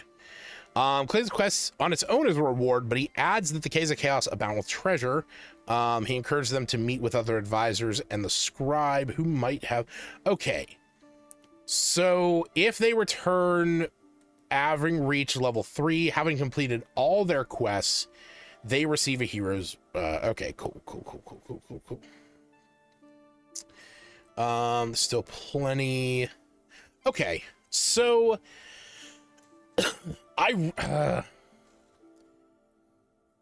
Okay, so knowing how this is set up, I understand that this can be played in any order, blah, blah, blah. But just looking at how this is set up, I feel like the most appropriate way to approach this would be to start the players out as a pre-existing party, because it's always easier to let the players come up with some kind of connection they have to one other player in the group. You know, or at least just let them be a group of acquaintances and, you know, friends that have come together, but have it be that the keep on the Borderlands is looking for adventurers to aid them in their time of need, and that the that the party decides to take this on as an opportunity to find fame and fortune and friendship and treasure, lots of treasure. Because as it says in the introduction, there is no overarching plot. There isn't some big grand thing. But by having it based on that, where, like, you know, the adventurers can arrive at the keep and maybe they have some kind of, you know, decree of aid that is from Winvarel, that, you know, basically says, those adventurers looking for fame, fortune, and, you know, fame and fortune and, you know, everything that comes with it, you know, come to the Keep on the Borderlands to prove your mettle and to rise in the ranks as you ever can. The Cult of Chaos is an affront to all that's good. Anyone can pledge to defend the keep. Talk to Andrella in the Inner Gatehouse if you'd like to join the keep's defenders. Interesting. Is that this person? No, that's Shank. That's this person, Captain of the Guard. The Castellan tells me monsters are drawn to the Caves of Chaos. Dastardly bandit prowl across travelers. So yeah, I would, if I was, let me rephrase that. When I run this in time, my plan would probably be to start it off with that, where the players are answering this call to aid, and when they arrive at the entrance, you know, the guards will be like, do you bring, here with good intent or, you know, ill intent? Good fortune or ill intent? And, you know, the players will be like, oh, we have come to answer the cry for help, the aid to the keep. And it's like, yes, come in, you know, let us inspect you, let us look over you and make sure that you're, you know, not bringing trouble. And then, you know, it's like, yeah, here we go. Make a name for yourselves in this community and the respect you should visit. I would probably change this again, just in my own respect. You know, the keep has plenty of need. Oh, this is the woman. Yeah, that's the woman. The keep has plenty of need for hardy adventurers like you. If you want to make a name for yourselves in this community and earn the respect of the Castellan's respect, you should go and visit some locations and then head to the inner fortress. So I would probably lean towards having to complete maybe 3 jobs for the folks in town. Have Gala, you know, tell the players, you know, if you wish to speak if you wish to speak with Castellan Winvarel and the others in the fortress,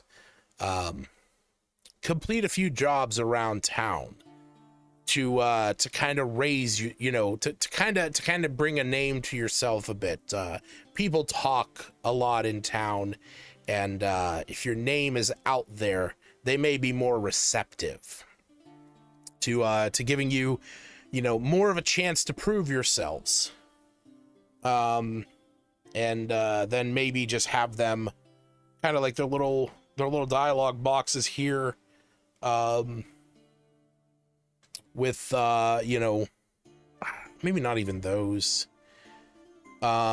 I would maybe lean towards go talk to Cornflower over at the barn. She always needs help cleaning some stuff up, or go and speak with Arella over at the shop. She usually needs a hand with some stuff, or just like I'd give him like 3, just that the play, like just 3 to kind of like give them at least a bit of guidance into it, and then from there they can go and they can talk to Winvarel, and that's where he'll be like, oh, the caves of chaos, and they can talk to the other one about the wilderness. What are your thoughts on it being good for new players or running as a DM, or comparison to any other star sets? I mean, I hate to say it, I know we've been going for an hour and a half, but I haven't seen enough of it yet. I will give my opinion. I have looked at some of the other stuff, and honestly, this section sort of surprised me. The keep itself actually has sort of surprised me on how much depth there actually is. I'm not gonna lie, when I first read that this has like 30 to 60 minutes of gameplay for each location, I kind of didn't believe that. I still don't believe like the gatehouse has that time. I don't think the barn does. Like, I don't know, maybe going around, like, I don't think you have to like really play up the whole RP of some of these. I feel like the combat one, that one's a little bit easier, the one for the ooze. But I'm actually really surprised with this, and I do like this. Now I will say this, at least compared to the other starter sets, I think this is definitely one. I think at least the keep here is a good example of how a small settlement can be set up to not just be a dot on a map. Okay, when we look at the other starter sets, we have the Essentials kit and we have Lost Mine of Phandelver. Okay, running the Lost Mine of, or running Dragonfly Spire Peak, when the players get to Phandalin, which, God, sections are already, when the players get to Phandalin, it outlines the locations very quickly. Stonehill Inn, it gives you, a description. It gives you, the description of Tolbin, and then roll a d6 on the Phandalin table to figure out like a rumor. Okay. Barthen's Provisions, this kind of just outlines, they can buy adventuring gear here. He tells them about a Dabber Gwyn up on Umbridge Hill. And again, roll on the Phandalin tale list. This is all that's kind of the same as what these little adventures within each of these locations within the keep is really doing. Tale number 1, the orcs come down from the mountains, they'll overrun Phandalin and destroy everything. Okay, that's not necessarily a quest, that's just information. Okay, 2, this is taking the players to the Shrine of Savras. They talks about Conaberry, it talks about the temple. So this is leading them to the Shrine of Savras. This is not something the players have to do by any means, but is something that the players can go to. Number 3, strange magics pervades the Neverwinter Wood. This is because of the cultist that's up there. This is taking the players up there. Falcon's Hunting Lodge, again, doesn't really play big into anything, but is a place that the players can go. And then we have the Tower of Storms, which, again, it doesn't play into the bigger story of things, but it's just a side quest. And then some folks claim of seeing a dragon flying through the sky. Okay, yeah, obviously that plays very big into the adventure. But realistically, all the quests within Phandalin are going to come from Harbin. And you get the first 3, you get the second 3, and then you get the last 3. And the players get a level every time they complete a starting quest until they reach 3rd level. Then they get a level when they complete 2, and then they get a level when they defeat Cryovane. So now your players are going to bitch and moan to you because they're not getting levels after doing some of these quests. Because honestly, some of the quests are fairly long, okay? Butterskull Ranch has a lot of fucking orcs. The Loggers Camp is a long trek. Mountains Toe Gold Mine, that's not too bad, but you know what? That deals with a lot of RP, okay? The Dwarven Excavation is good exploration. Gnomon Guard is crazy. It has a lot of weird stuff you really got to play into. Umbridge Hill, straightforward, quick and to the point, you know, deal with the mana core. But like Axholm, that's a fucking trek. That's a big place. The Dragon Barrow is small, but you have to fight something in there. I don't want to, I mean, I guess whatever, it's however long, you know, you got to fight it. You got to fight something that's invisible in there, and that sucks. And then the Woodland Manse, I've run this only once, and it is crazy. Okay, like there's not a lot there's a lot of rooms and stuff. There's a lot of like things going on in it. But like it's got a lot to it. I never ran this one with P5. I ran this one with my my Golden Showers campaign. But the thing is, when it comes to actually Phandalin, there's only one quest giver, and that's really Harbin. So in regards to that, I kind of like how the Heroes on the Borderlands, I like how the keep is sort of setting up the town to actually be something where the players want to go and explore every area. They want to talk to everyone because everyone's going to have a quest. Because I'm going to be real here. In my campaigns, you know, in Phandalin, there's the provision shop, you know, there's the general store, there's the inn, the town master hall. Nobody goes to Harbin Wester's house in most situations that I know of. Now, some of my players in my Golden Showers campaign, they did go to his house because they went to interrogate him. But like, I've only ever had one group really spend any amount of time in the miners exchange, because it doesn't play into a lot of stuff. Nothing really goes on there. Now in my Golden Showers campaign, I made the person who runs that like tie into the rogue story.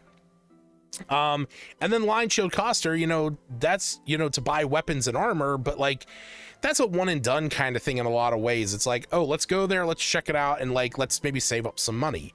There's not a lot of places to go in Phandalin, really. So you as the DM have to put more work into making those locations matter, to making the NPCs there matter, to actually give them something.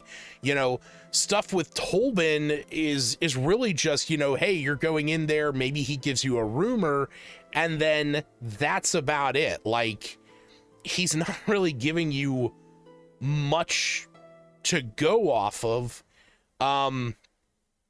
in the Stonehill Inn. Again, there's only 6 rumors, really. And after he gives you one of those, that's kind of the end. So, you know, obviously in the P5 campaign, when the players, you know, interacted with Tolbin, eventually they were able to tie him in with, you know, Zelene Varanaster. There was a little bit of a story there, you know, that kind of built up over time, became something a little bit bigger, stuff with Maggie. So I'm not saying that like these locations are really going to expand into like what I have done with the Dragon of Icespire Peak, but starting off with 12 or 14 locations where each one has at least 1 or 2 NPCs that you can interact with at least 1 quest in every location, that's actually pretty decent. And granted, each one of them is really only giving you some gold or maybe, you know, a single item or something like that, but it's something, okay? And obviously the players can go there, they can leave, and they can come back and do more. I do like this. I like this a lot because it gives a lot of variety and like want for the players to actually be exploring the keep, making it a living location. Because again, sometimes a town or a settlement's just a dot on the map the players are going through. It's a random table of like, oh, this is the elf's bower, and you know, here's a dwarf who runs a smithy. It's like, cool, you know, you're gonna find the same items here, there, and everywhere, and that's about it. But like, I kind of like this. Now comparing it to the Lost Mine of Phandelver, you really don't do much with it. I mean, hell, Barthen's Provisions, I mean, a lot of the stuff that's in here is the same as what's in, you know, Icespire Peak, just because there's similar locations. But like, these are all just taking the players on different side quests that they don't need to do. You know, it is good to have, you know, that ability for the players to go out and, you know, level up and explore. But like, I don't know, I've always had my issues with Lost Mines of Phandelver. There's some side quests that don't matter and some that really do matter. And you as a DM really need to read through the whole thing, understand the structure. It's not something that you can just pick up and run, in my opinion. Now, I personally have run the Goblin Arrows adventure numerous times for all kinds of different small groups. Cragmaw Hideout is a great introduction for stuff. The Arrow Trap Cragmaw Hideout. It's a great way to get shit started in a campaign.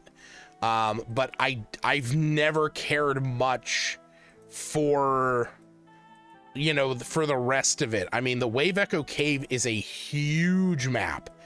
I mean, this is a big map, realistically. You know, especially since every square is 10 feet. Like, this is a big ass map. I think Lost Mines of Phandelver is what it is because it was the first starter kit.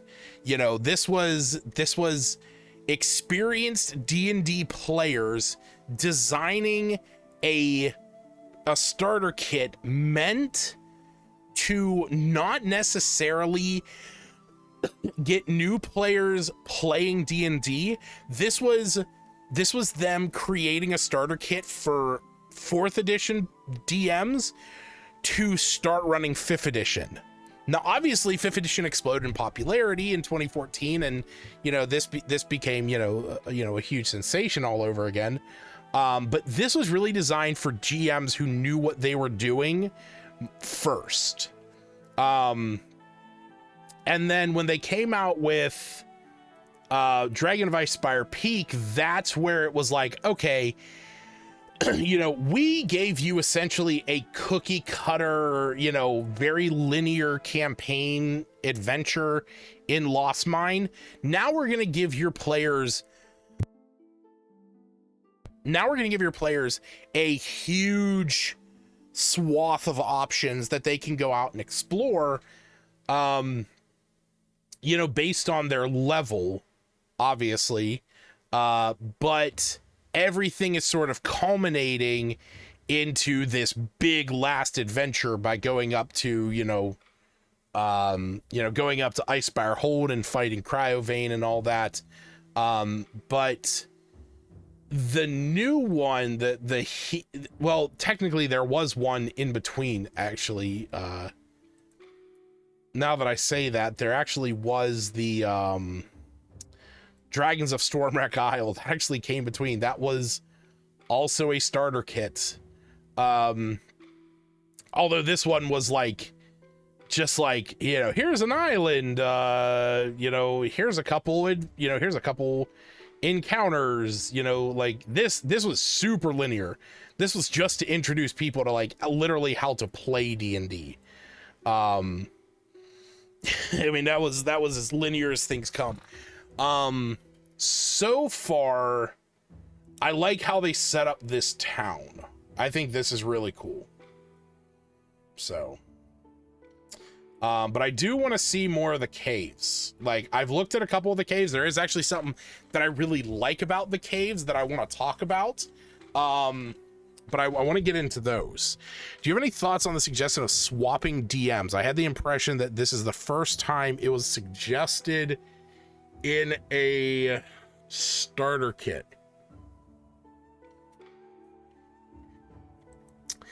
Whenever you begin to play, or whenever the player characters decide to leave one of the adventure's 3 settings, the caves, the keep, the wilderness, determine who will be the DM for the upcoming section. The previous DM can either make a new character of a level equal to the characters, or play as the new. So playing,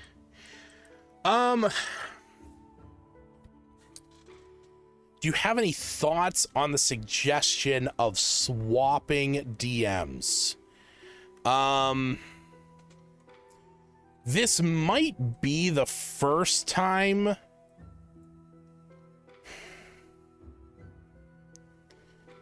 Who should be the DM? Whoever wants to be. The person who has the most drive. I mean, the thing is that I think this would probably be the first time that they ever mentioned swapping. I don't necessarily think that it's a suggestion that you should do it. But I know why it's in there. Okay. It's there because D&D has a DM shortage problem. That's the bottom line. Okay. Adding this little snippet in there of like, hey, whenever you're going to a new section, you know, figure out who's going to run that section. If you have 5 players, because again, the maximum you're going to have in this, quote unquote, maximum is going to be 1 DM and 4 players.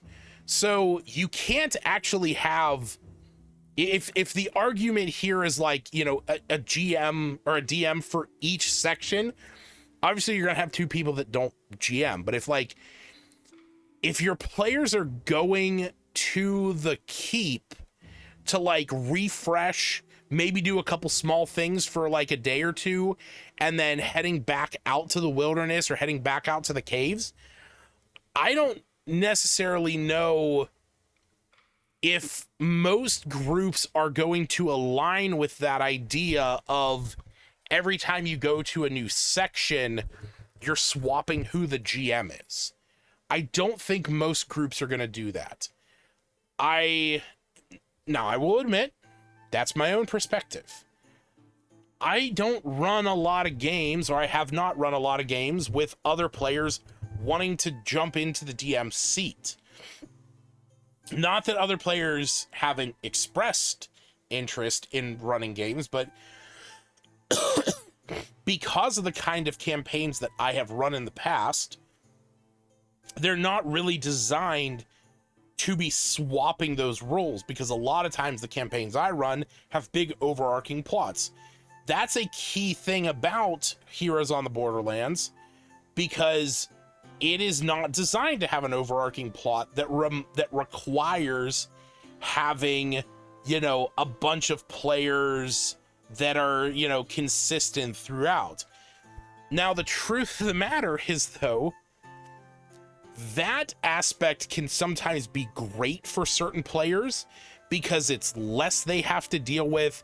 It's not as intimidating as, you know, like, oh, I need you to make a character with, you know, like 7 pages of backstory so that I can build your character's ties to the world into the campaign. Some players do just want to sit down, roll some dice, kill some goblins, and move on with their life. But you will have some players that, you know, it's like, I've come to the keep on the Borderlands because my father was once a soldier here, and he was killed by, you know, what's something in the caves? He was killed by a minotaur. You know, and I've come to, you know, seek revenge.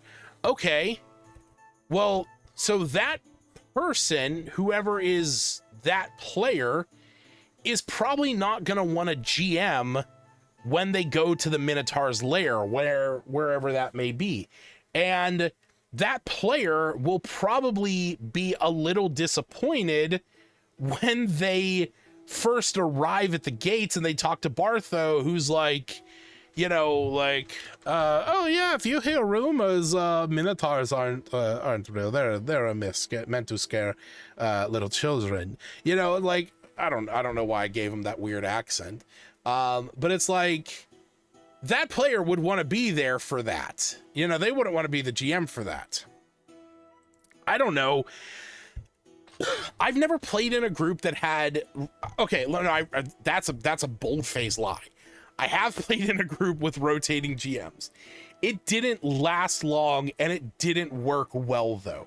Okay, so in one of my groups that we used to play late at night on Tuesdays. I was wanting to run D&D stuff for them. My one buddy was running to run Pathfinder stuff, and was running to run first edition Pathfinder stuff, and another one was wanting to run second edition Pathfinder stuff. So like we came up with character concepts essentially that would be in each other's campaigns. So you couldn't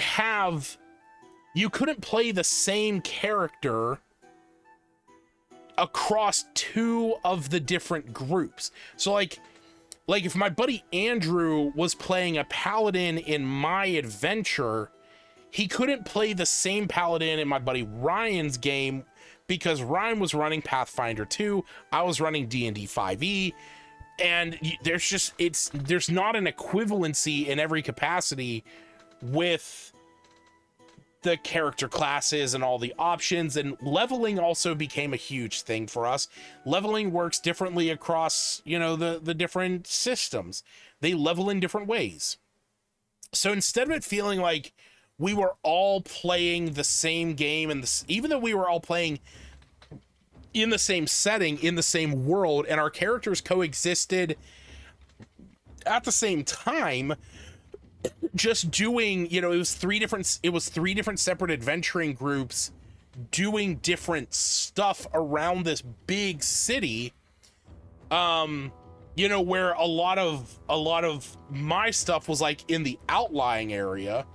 And the other 2 guys, Ryan and Andrew, they were running a lot of stuff in the city. We couldn't intermix that stuff.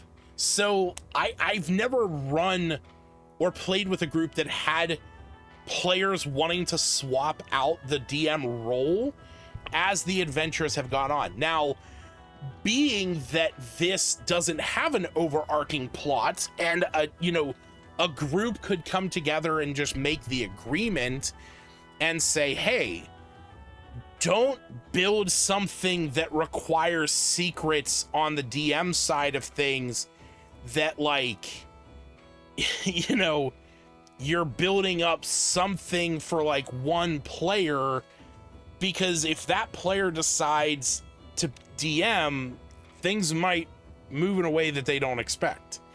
So I think playing this is going to be a bit of like I used the phrase before, but it's gonna kind of be like a bit of a cookie cutter design, you know, where you're not making, again, a multi-page backstory character with like ties to the world and, you know, and a ton of stuff like that, unless you plan on only having one GM.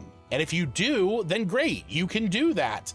You know, the GM can sit down with each character and come up with something in the Caves of Chaos that the players maybe have a connection to, or something in the forest.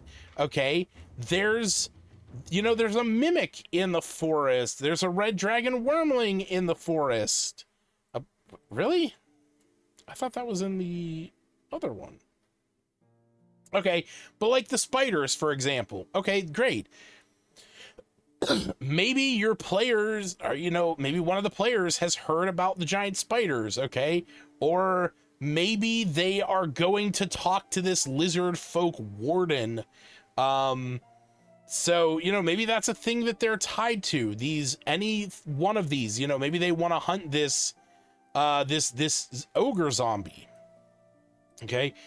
You can maybe take one of those things and build it into that, and then let the players have that one thing.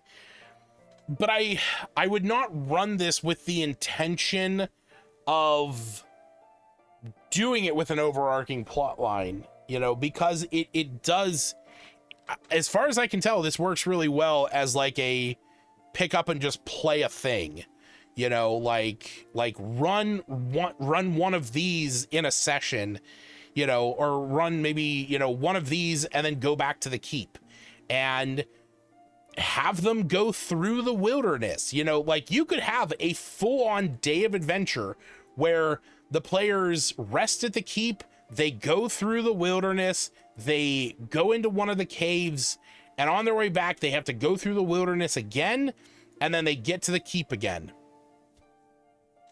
That's a whole adventuring day. That could totally work. And that could be an entire session. And you're essentially just running this with a series of there being 10 sessions or 12 sessions, whatever this is. What is that? That's 5, 6, 7, 8, 9, 10, 11. Okay. So, it would be about 11 sessions long, maybe a little bit more, just because maybe some of them take a little bit longer, but like not a bad little level 1 to 3 adventure. Now, how you go beyond this is entirely, homebrew DM. It's up to them. But yeah, like my opinion on swapping DMs, I don't know. I've never done that. I don't know how it worked. Now, I mean, would it be hard? No. Like, okay, you go back to the keep and, Jerome the fighter is going to go and spend some time at the inner gatehouse training with the soldiers. Good night. Training with the soldiers for a little bit. And so, Darren the rogue has joined your party because he was hanging out at the tavern, heard you guys return, and wanted to join you in order to experience the land for a while. Okay, cool. He joined your party, and now somebody else is on the DM seat, and maybe the party just came back from, the Mephit lair, and okay, cool. Now the next person's running the Nothic lair. Great. No big deal. I think it can work. Again, I've just never run anything like that. But speaking of the Mephit lair, I kind of want to get on to looking at the Caves of Chaos, because this is where the real encounters are coming in. So, yeah, we're gonna look into some of these. I don't want to read all of them, but there's like 3 that I want to look at because they have something really cool in common. So the Caves of Chaos. Beyond the keep of the Borderlands hides the Caves of Chaos, a network of monster-infested caves whereby a wicked cult lurks. Let's close that. There we go. Yeah, so you pass through a dense forest of gnarled trees with grasping roots, the woods twisting as if to ward you off. Undeterred, you emerge from the tangled thicket into a stark ravine. Its rocky walls rise steeply 100 feet or so above.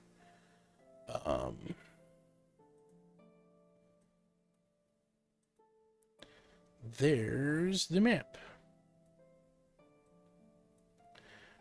Can't make it too much bigger. There we go.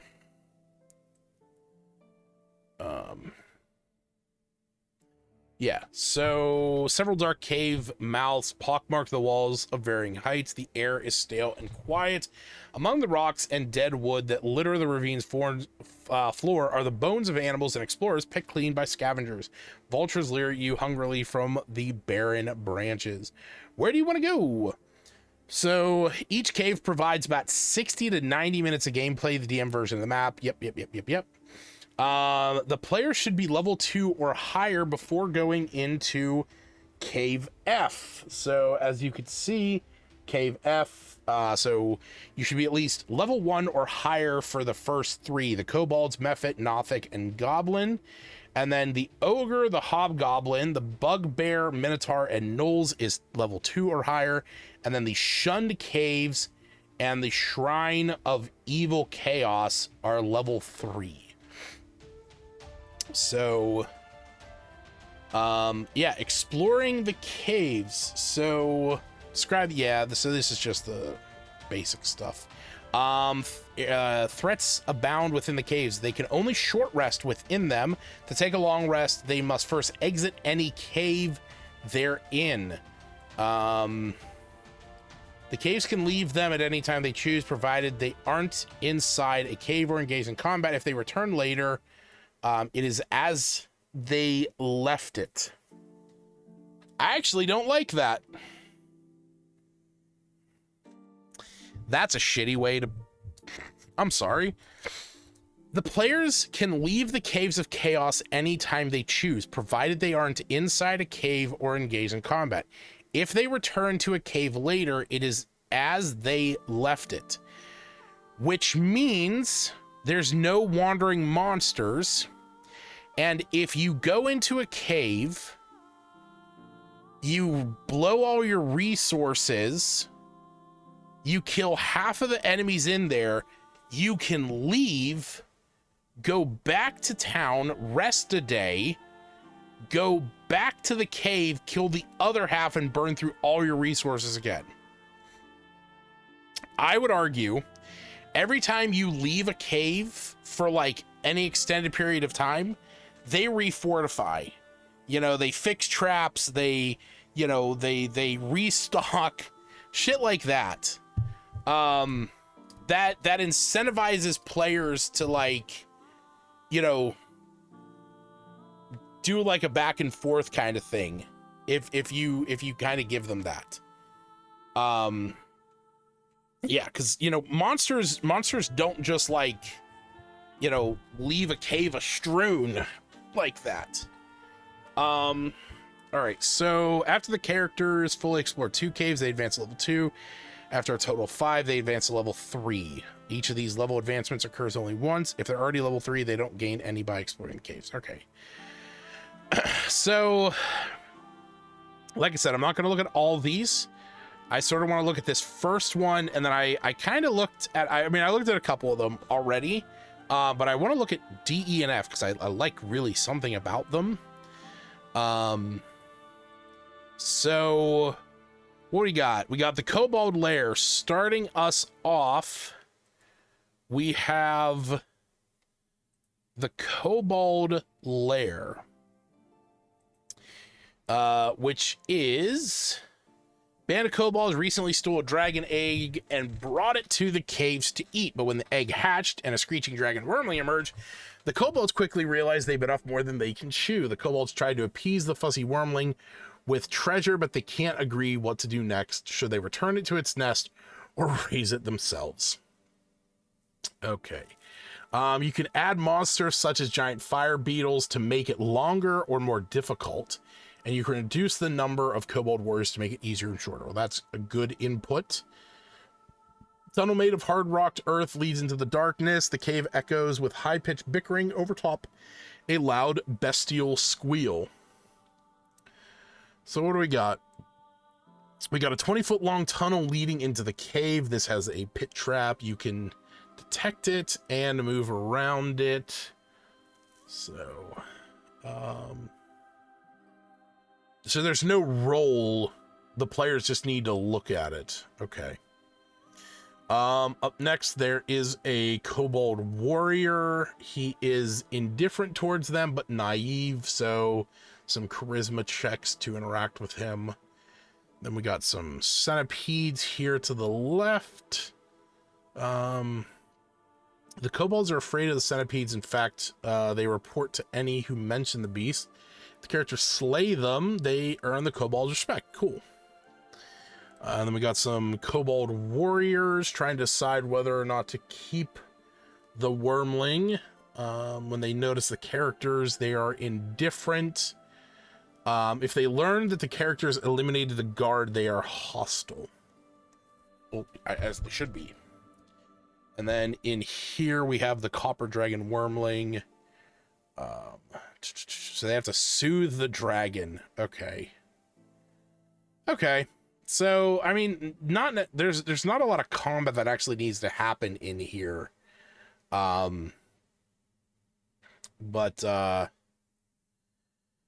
Cowardly kobolds are sustained from battle. If the wormling defeats all the characters, they wake up 1 hour later outside with 1 hit point each. Okay, so there's the potential that they can fail the checks and the dragon fights them. Okay, that's cool. So I like this map. I want to point out, I really like these maps. Let me scroll down here. Here we go. So I really like these maps because the map itself, that you can see on the right, is designed to match the cave's appearance on the left for like the actual map. And it works the same way on the bottom side. So if we scroll down to D, the goblin lair, okay, so you can see that cave D is right here, cave E, and then cave F. But in cave D, you can see that the entrance here mimics the design of the entrance here, and that there's actually a pathway to cave F, which is here, which is up on this higher one, which has this like kind of carved entrance.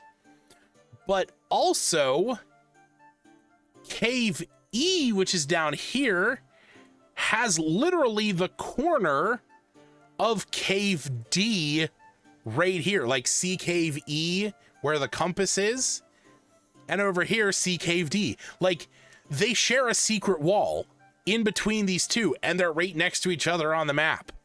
Okay, I love that design. I think that's fantastic. You can actually have 3 adventures wrapped up into one just through that design. I think that's a fantastic way of designing those maps where there's like interconnections. Now, I don't know if all of them do that. I haven't looked through all of them. I do plan on reading all of them at some point. but I really liked that design when I was going through this. So I don't want to read all through these, here on the stream. Obviously, if you plan on playing in any of these, I don't want you to be spoiled by everything. But the only one that I kind of want to look at is the Nothic. If you don't know what Nothics are, they are essentially when wizards go mad and kind of get corrupted by magics. And they turn into these horrible one-eyed psychic monsters.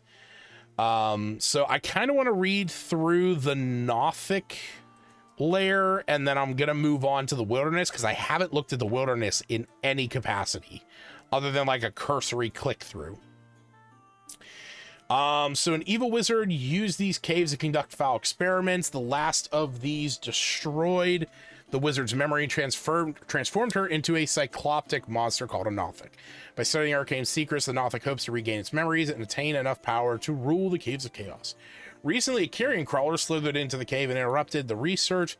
Unwilling to confront the creature directly, the Nothic is now trapped in the laboratory as it concocts a solution. You can add monsters such as sturges to make it longer and more difficult, or you can remove the animated flying sword. I like that little thing. I like that little aspect right here where it's like, hey, if your players are maybe a higher level already, add some giant centipedes. Or if your players are a lower level, maybe take one or two of these things out. I really like that. All right. So what do we got? Character who examines the symbols, DC 13 Arcana. They are meant to ward against magical scrutiny. They are unfinished, so they have no effect. Okay, so Chamber 2, character examines the circle, determines it was an area of an arcane ritual that went horribly wrong. All right, number 3, we have a library. They cover alchemy, geometry, metallurgy. They are hard to parse and none of them are valuable. An iron tome describes the Chaos Bell, a wicked bell said to attract monsters from near and far. It claims the bell's toll can even awaken the dead. It can be destroyed only by submerging it in a sacred spring in the forest of the Borderlands. Interesting. Number 4, we have the Carrion Crawler. It's hostile towards all other creatures and fights them on sight. We have the Wizard's Laboratory. So here we go. Esoteric apparatuses and strange regents line work tables. A cycloptic creature paces about the room before a chalkboard. A floating sword guards the creature. Okay, so the Nothic wants to research in peace, which it can't do as long as the Carrion Crawler threatens the lair. If the characters don't fight the Nothic, it asks for help. If they slay the Carrion Crawler, the Nothic offers the party the treasure in the cell. If asked about the dead dwarf there, the Nothic takes credit for thwarting the meddlesome thief. On the table is the key to the storage room, which is back here. To swipe the key without the Nothic noticing, they must succeed on a DC 14 sleight of hand check. All right, so iron bars divide the chamber, forming a cell. Flies buzz around the corpse of a... Okay, so it's a dead explorer. 10 days ago, damn. So he died from necrotic damage. He has 60 gold and a magic item. And this, the key can be found. So what is in there? 100 gold and a magic item. Okay. All right. So, okay. It's simple. I mean, this was the third one, so players got to be level 1, you know. Carrion crawlers are not hard to kill, but for a party of level 1 adventurers, yeah, that can be a bit of a challenge. So, okay, they also possibly have to fight a Nothic and an animated flying sword, which Nothics can really fuck them up. Well, okay, maybe not anymore. See takes, I mean, okay, yeah, let's be real here. Nothic still having rotting gaze, which is a DC 13 5d6 attack. that can still fuck somebody up. The old Nothic stat block, I feel, was so much worse.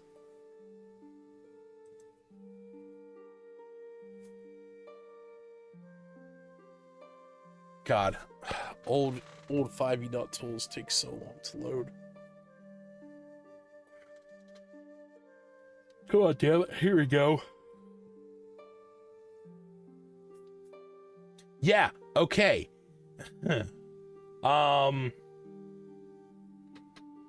Yeah, so it has the slash, targets one creature, con save 3d6.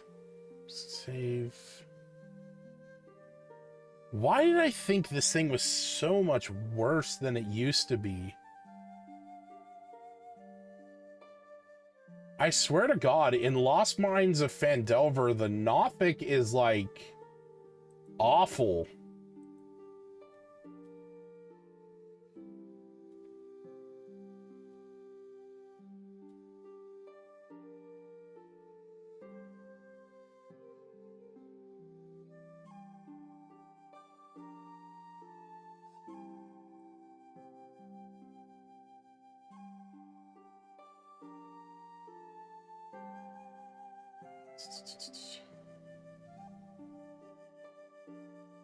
I swear to God, there was a thing that, like, paralyzed creatures in this. I mean, hell, even still, that Rotting Gaze is 120 feet, 5d6. I think that's what fucked up my players. I basically TPK'd my one party with the Nothic and Lost Mine. Okay, so, I mean, reading through the Goblin, or the Kobold one, reading through the Nothic, these are simple adventures. You know, these aren't too crazy. A couple rooms here and there, you know, nothing. Where can I see that spot on my computer? There we go. It doesn't look like anything too crazy. Same with the Goblin Lair. So we got entrance. We have a dwarf spelunker who's restrained. Common room, just some junk. Then we got some goblin boss and 4 warriors celebrating a birthday. This is my party. I don't remember inviting you. Okay, so they... As an influence action, the character can try to diffuse the tension. Characters offers the boss an impressive birthday gift. On a successful check, they become indifferent. They ask you to join the celebration. All right. So, I mean, it is more or less just combat in general.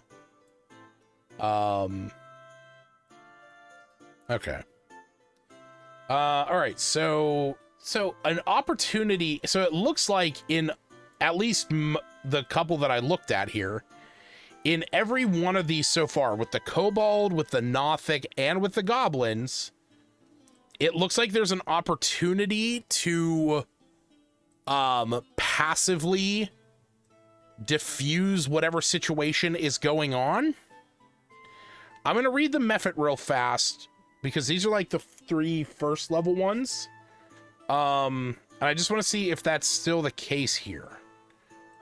Okay. If the character is carrying a light source, begins harmless steam. Steam method is essentially watching them. It is indifferent, but it defends itself in combat. If they enter the cave, it peers through the slit. If they come within 5 feet, has a cone of harmless steam and snickers. Spring water, the steam method toys with a panicked frog. The method is indifferent towards characters. Blah, blah, blah, blah. 2 Koatua marauders. Scroll. String gibberish on the walls. The hostile fight the characters. Okay. This is drawn somewhere else. The method behaves similarly in... Okay. Okay, so Okay, so here's my perspective on these so far, at least from the first 4 that I read. It looks like in each one of these, there is the main thing that the again, these are just the first 4, but it looks like the main enemies, or like the main antagonists that are in there that they are encountering, are generally indifferent, but then there's something in it that is like immediately hostile. You know, like, okay, the kobolds in the first one are indifferent, and if anything, they become friendly. But the centipedes, those are hostile. The Mephit, okay, the Mephit is indifferent, but the Kuatoa Marauders and the Mimic, they're hostile. In the Nothic is indifferent, wants your help, but the Carrion Crawler is hostile. And in the goblins are kind of indifferent, but the spider is immediately hostile. Okay, so even here, the goblin, or the ogre in the ogre one, is initially hostile, but if they approach peacefully, he assumes they must want to hire him for mercenary work. And then there's a red dragon wormling who's just hostile. Hobgoblins are indifferent. And then there's a gelatinous cube that is okay. I'm seeing a pattern here, folks. I'm seeing a pretty big pattern here. The Shunned Cave. Now, the Shunned Cave is level 3, correct? Shunned Cave is level 3. Okay, so the Gray Ooze Glob is hostile. The Owlbear is hostile. And then there's cultists that are hostile, but they can de-escalate. Interesting. All right. Bugbear, hostile.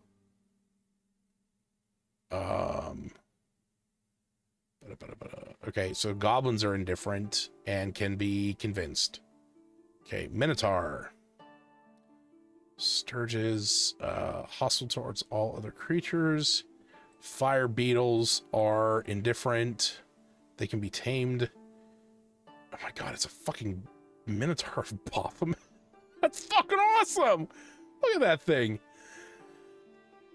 That's crazy. Alright, Knoll Lair. Hostile. Good.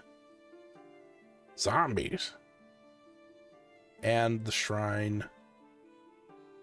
Oh god. Oh, that's the ogre zombie. Creatures indifferent towards anyone wearing cultist robes. Okay, you know what? I sort of dig this. I don't sort of dig this. I dig this. Okay?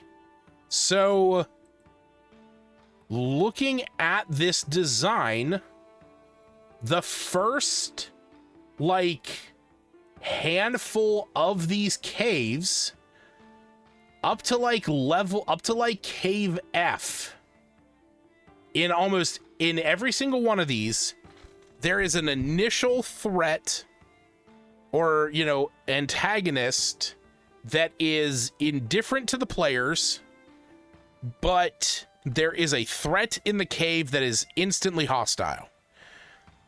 So it gives the players an opportunity to learn how to roleplay, de-escalation, and to resolve things without combat, but each one still offers the players an opportunity for combat in case they want that thrill. Okay, I like that. But as they start to get higher level and they start to get into, you know, the higher up caves of, you know, the Minotaur's lair, the Knoll's lair. Wait, where's the Knoll's lair? Where's Jay? Oh, there it is. You know, the Minotaur, the Knolls, You know, and the shrine, I mean, even the bugbear lair, that's where it's like, hey, these are dangerous. There's really no, you know, like maybe you can try and like sneak your way in and put the robes of the cultists on, but overall, like once you get to like these higher levels, like everything from H down or like, you know, G down, this is where things are really starting to come after you, you know, so be wary. And I like that. I think that's cool because obviously you don't want your players jumping into the higher level stuff initially, giving them these first 3 or 4 where they have an opportunity to kind of learn those adventuring skills, not initially just be like, oh, there's a goblin, he shoots an arrow at you. You know, it's like, oh, there's a group of goblins and they're celebrating one of their birthdays and they say, hey, we didn't invite you. And it's like, oh, sorry, you know, we just came to give you a present. You know, it's like, you have this terrible spider over in the corner. Can we kill it? You know, or the Nothic where it's like, you know, you go in, he's just like babbling to himself and it's like, hey, you got a pretty awful carrion crawler. We just killed it. So he dealt with that. Or your players can go in, you know, guns a-blazing, you know, they see the goblins and it's just like, goblins! Draw a sword and, you know, now you just got blood. So that's cool. I really like that. I think that's a fun way to sort of structure this and organize it and, you know, give the players the opportunity to really, you know, kind of figure out how they want to approach stuff. All right. So last but not least, moving on to the wilderness. So the wilds of the Borderlands teem with dangerous animals and ravenous monsters. I gotta move that. All right, hold on. Let's open up. Let's open up this map. Wilderness.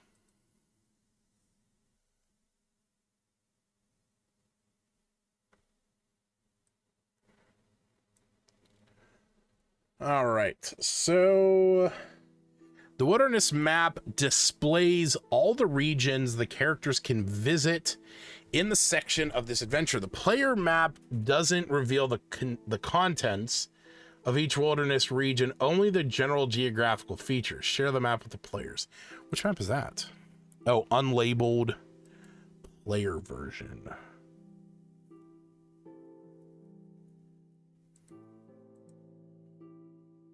This doesn't reveal anything either. This is the DM map. They're the same map. Oh, no, it's not. It says the Caves of Chaos up there. And the... Why wouldn't the player map have that?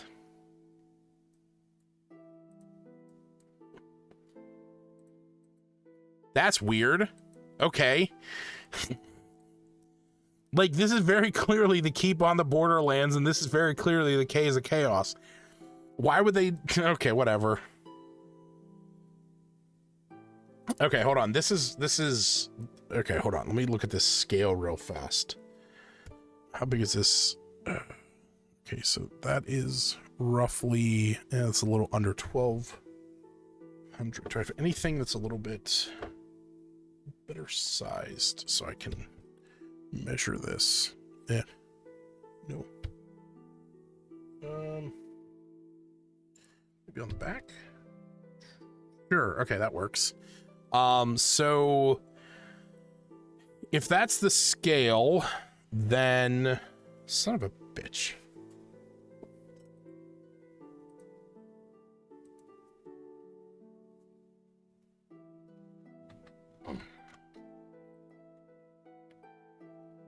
That's a hell of a map.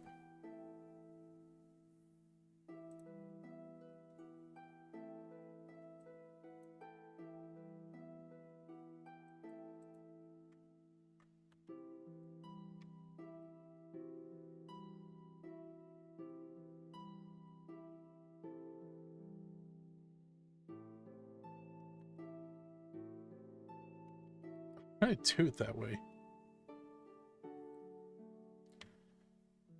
All right.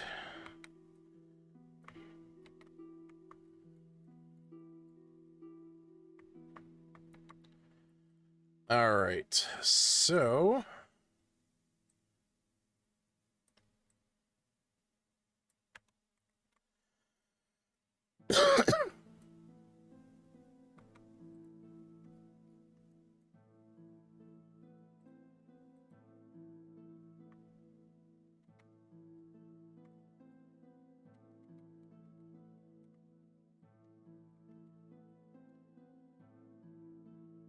so that's about halfway. Okay.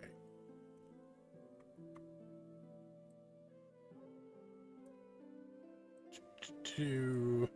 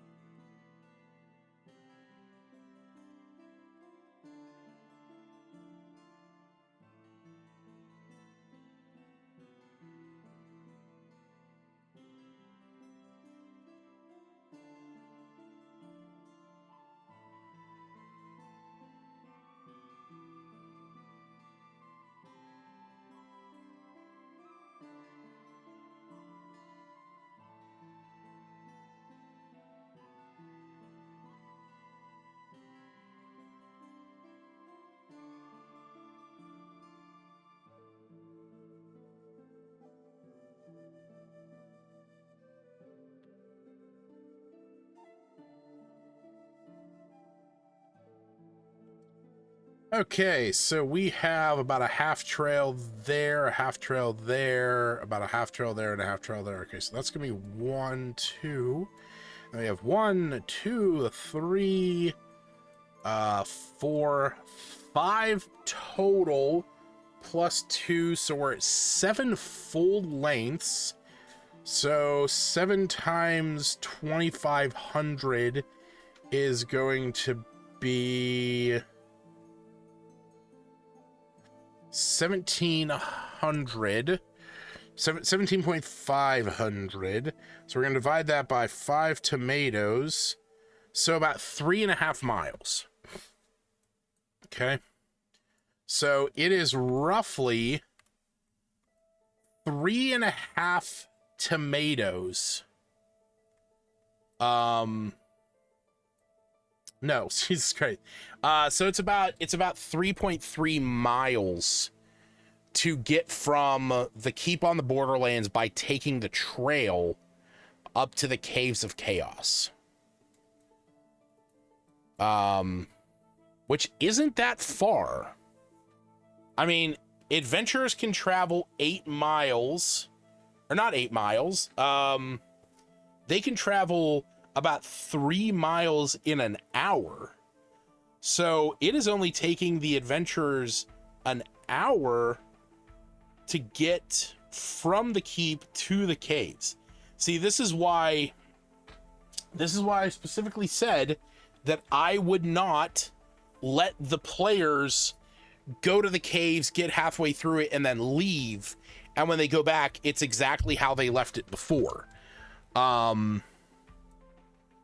For me, it would be a situation of, because, like, you know, I've played with players that would take that opportunity to go, okay, well, you know, we're gonna, you know, kill everything that's, you know, we're gonna kill half of the stuff that's in here. We're gonna burn all of our resources, and then we're gonna leave, and then we'll just come back in, like, you know, a couple hours, and we'll clear out the rest of it.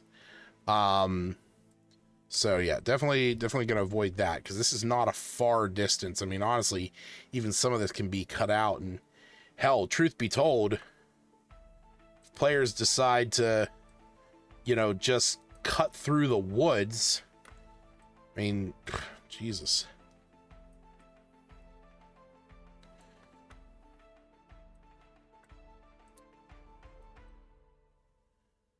I mean, that cuts their travel time, you know, practically in half, because that's, Jesus Christ. Yeah, because I mean, if that's the case, that's 3 full lines. That's 7,500. So that's about 1.5 miles that they're able to save if they just cut through the woods. So All right, so anyway, your adventuring party enters the wilderness. Mysteries await you in this untamed land. Where do you want to go? Okay, so the trail, friendly adventure or friendly travelers, no good bandits like that use the dirt trail. I mean, the woods might be difficult terrain, but I don't know. The woods, majestic forest, shelter wild fae and occult secrets. The fens, territorial lizard folk. And a spy for hire lurk in the wetlands, and the tamarack stand, giant spiders plague the vast stand of conifers. Okay, so the danger of the wild keep players on their toes. The characters can only short rest in the wilderness region. To take a long rest, they must head back to the keep. That's good to know. So this means they can't just leave the caves and like long rest in the woods. That's really good. The characters can leave the wilderness anytime they choose, provided they aren't in combat. If they return to a region later, they left it as it was. So we already talked about how they gain advancement. Okay, so the dirt trail connects the key to the Borderlands, the Cave of Chaos, and what lanes between. So it looks like there's just... From what I was scrolling before, it looks like there's just one map, but they just use like they have like a basic map, and then they have like the actual thing.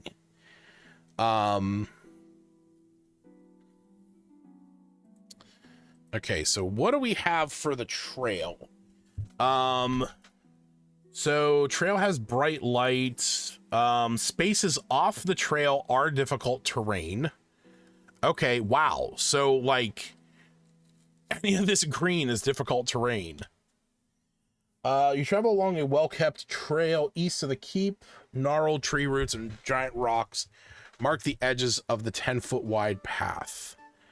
All right, each time the players use the trail, roll once on the trail's encounter. This is your first time. Run them in the order presented. Okay, so we have a looted wagon. Wagon looted by who stole horses, led by the local menace Prail. The bandits frequently accost travelers. Okay, so it looks like they can just learn who it was and find a little bit of treasure, which is just a couple of gold. Talkative travelers. Good day, I'm Malin. I ask, blah, blah, blah, blah, blah. After camping out here for a few days, I still don't know any tales. Do you? Okay, so you can... So if you tell her a good story, she thanks the party and gives them a pouch. Otherwise, she encourages them. Okay, so you can get 10 gold. The game trail. So they can... follow some noise. If they succeed, they find a hidden glen. Oh, if they fail, they scramble through, but they take some piercing damage from some thorns. A hidden glen. Hey, look, Glen's here. So, wait, a hidden glen lies on the other side of the game trail. Dozens of elk graze in peace. Hiding in the bushes is Haldrick, friendly innkeeper who likes to hunt. He asks them to keep his secret hunting spot a secret. He gives them 5 gold and encourages them to spend it at his inn whenever he visits. Okay, cool. So is he the one from this inn? Yes. Okay, so it's the same guy. So he's just out there hunting. And then there's an ambush. So we have a little bit of an opportunity to avoid combat, but then we have combat. Okay, cool.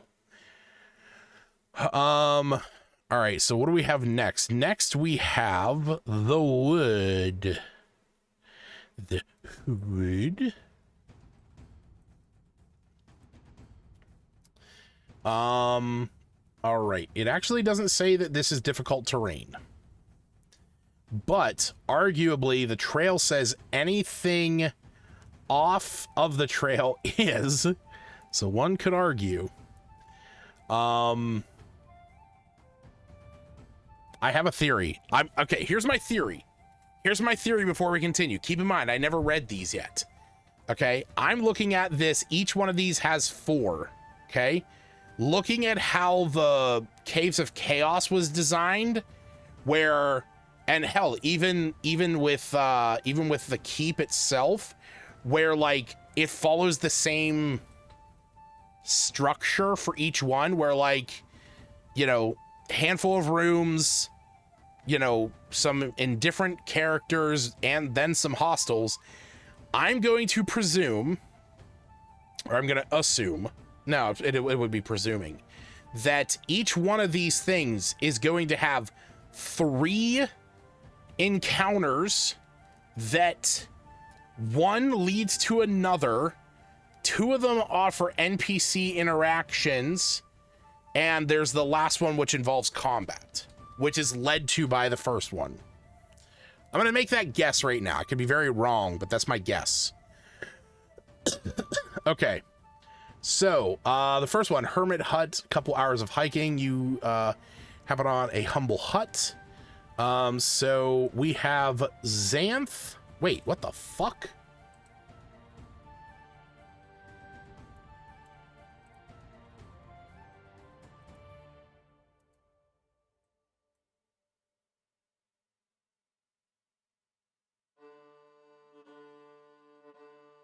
Hey, yeah, I was about to say, that's the name of the centaur from the Dragon Barrow, but with an E at the end. Okay, weird. A hermit named Xanth lives here, banished many months ago from the keep. They are hostile to his characters, but you can try to convince them they are of no ill will. So other than that, okay, so it's either a combat with them, or she just like, go fuck off. And then we have an occult ritual. They belong to the cult of core. Okay, so this is just straight combat. But if they're wearing robes, interesting. Okay, and then we have the sacred spring. The players can drink. They can also cleanse the chaos bell. And then we have sparring sprites. They're indifferent. But you can spar with them. So it's all non-lethal.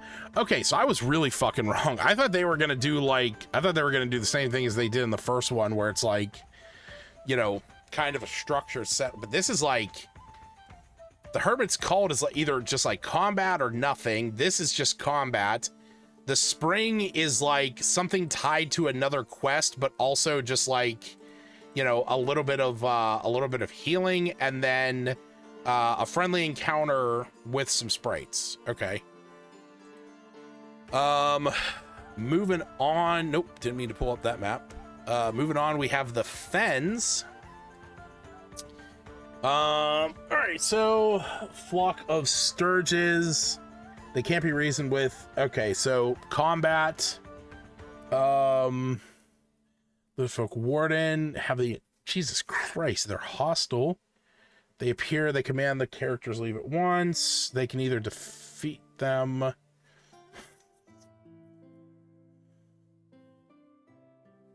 So this is just combat. So they're just fighting lizard folk. And then we meet Jacko, a notorious spy. What do we need Jacko for? He contains, if the party contains a rogue, he offers them, so it's 25 gold. He gives them a discount if there's another rogue. When the characters roll initiative in the wilderness, ask the players if they'd like Jacko to assist them. If so, he joins the fray and returns to this location unless the, okay, so basically they can travel here or hope to stumble upon Jacko and then hire him to have an extra person in combat. Interesting. And then sword fens. Okay, so this is just this is just getting through an area and taking a little bit of damage. So it's just an environmental hazard. Okay. And then last but not least, we have the Tamarick Stand, which is where all the giant spiders are. Again, I think the only location that actually had difficult terrain. Okay. The water's obviously difficult terrain. Tall reeds grow through the wetlands. All areas with reeds are also difficult terrain. So anywhere where these green reeds are, or the water. So basically anywhere where water is, which is obvious because knee-high water or like ankle-high water is difficult terrain. Okay, so flash fire, try to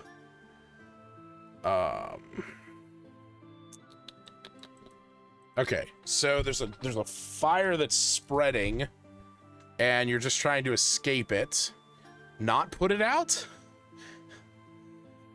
I mean, I guess you know, escape it if you have to. And then what we got giant spiders. They're hungry, so it doesn't matter. Then we have some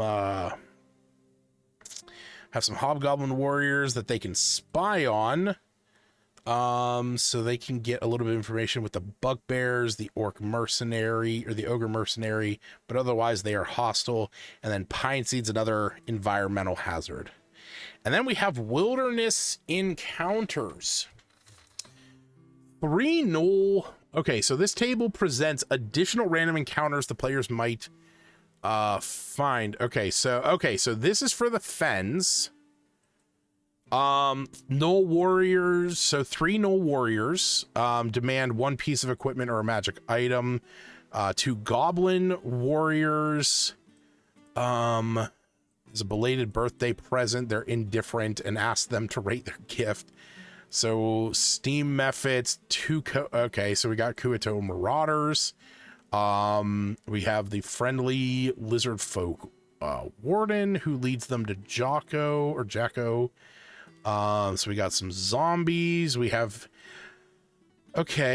and we have a downpour that causes a flash flood. So we have some general encounters with creatures we've already seen from the caves, plus an environmental hazard.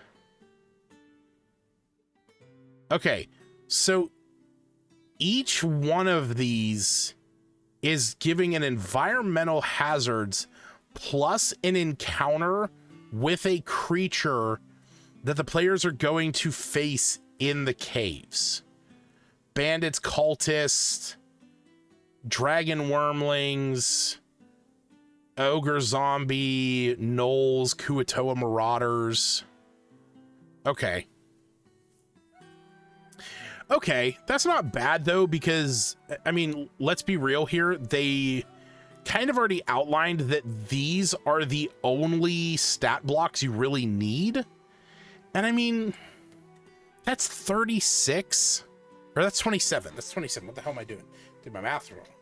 Yeah, there's 9 in each list, and yeah, okay, so 27. So about 30 stat blocks is really all you need to manage with that in order to handle all of this, which they would obviously you'd have the cards if you have the physical one, but I mean, this is not a lot of stat blocks to have to worry about. None of these are like really big.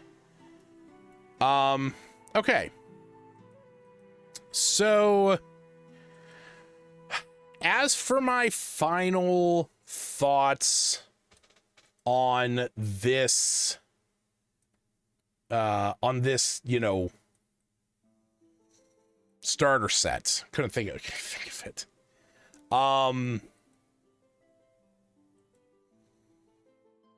What do I think about this as a starter set? I don't think it's bad. Not by any means. I really like the keep and how they made this location something that the players will want to explore and want to kind of give a shit about. Because unfortunately, in a lot of previous starter kits, there wasn't a whole lot for the players to care about the main hub location, but this one gives them something to do in it.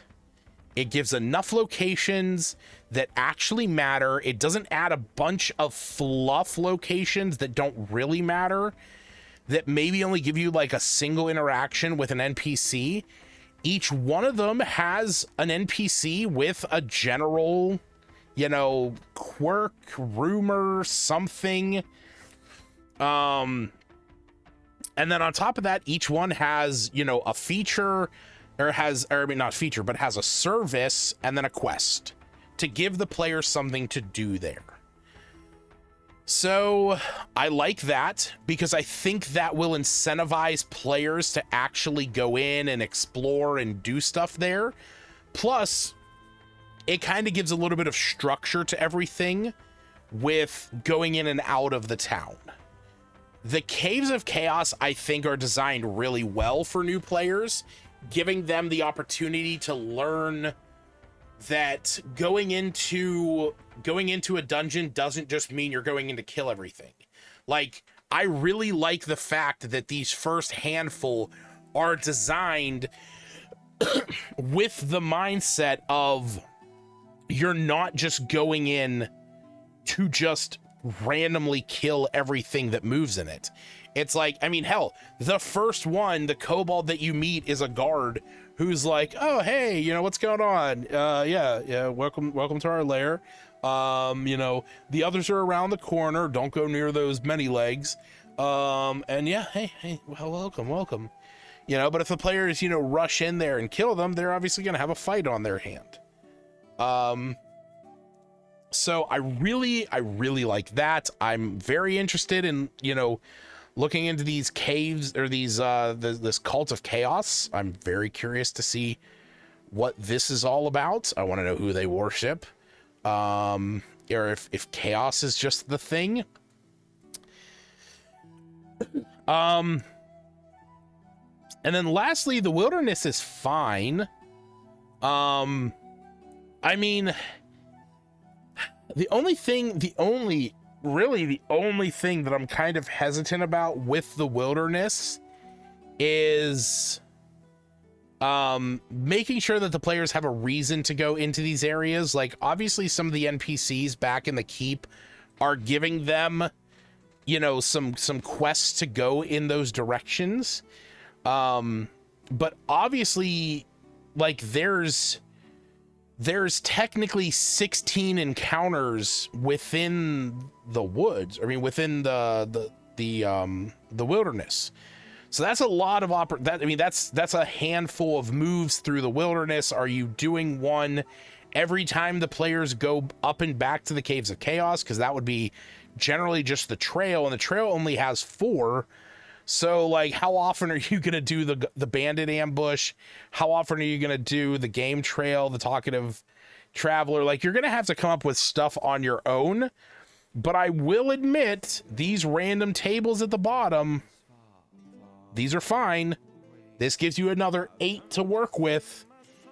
And honestly, being that this isn't going to be like some big long-term, you know, like 30-some, 40-some, you know, session thing, this is probably going to be about, you know, under 20.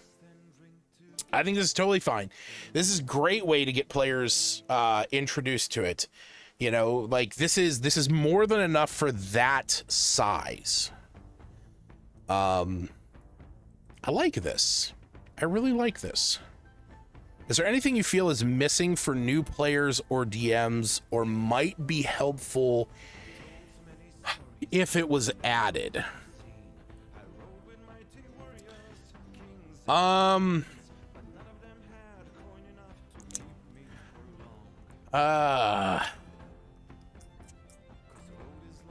What could I say is missing?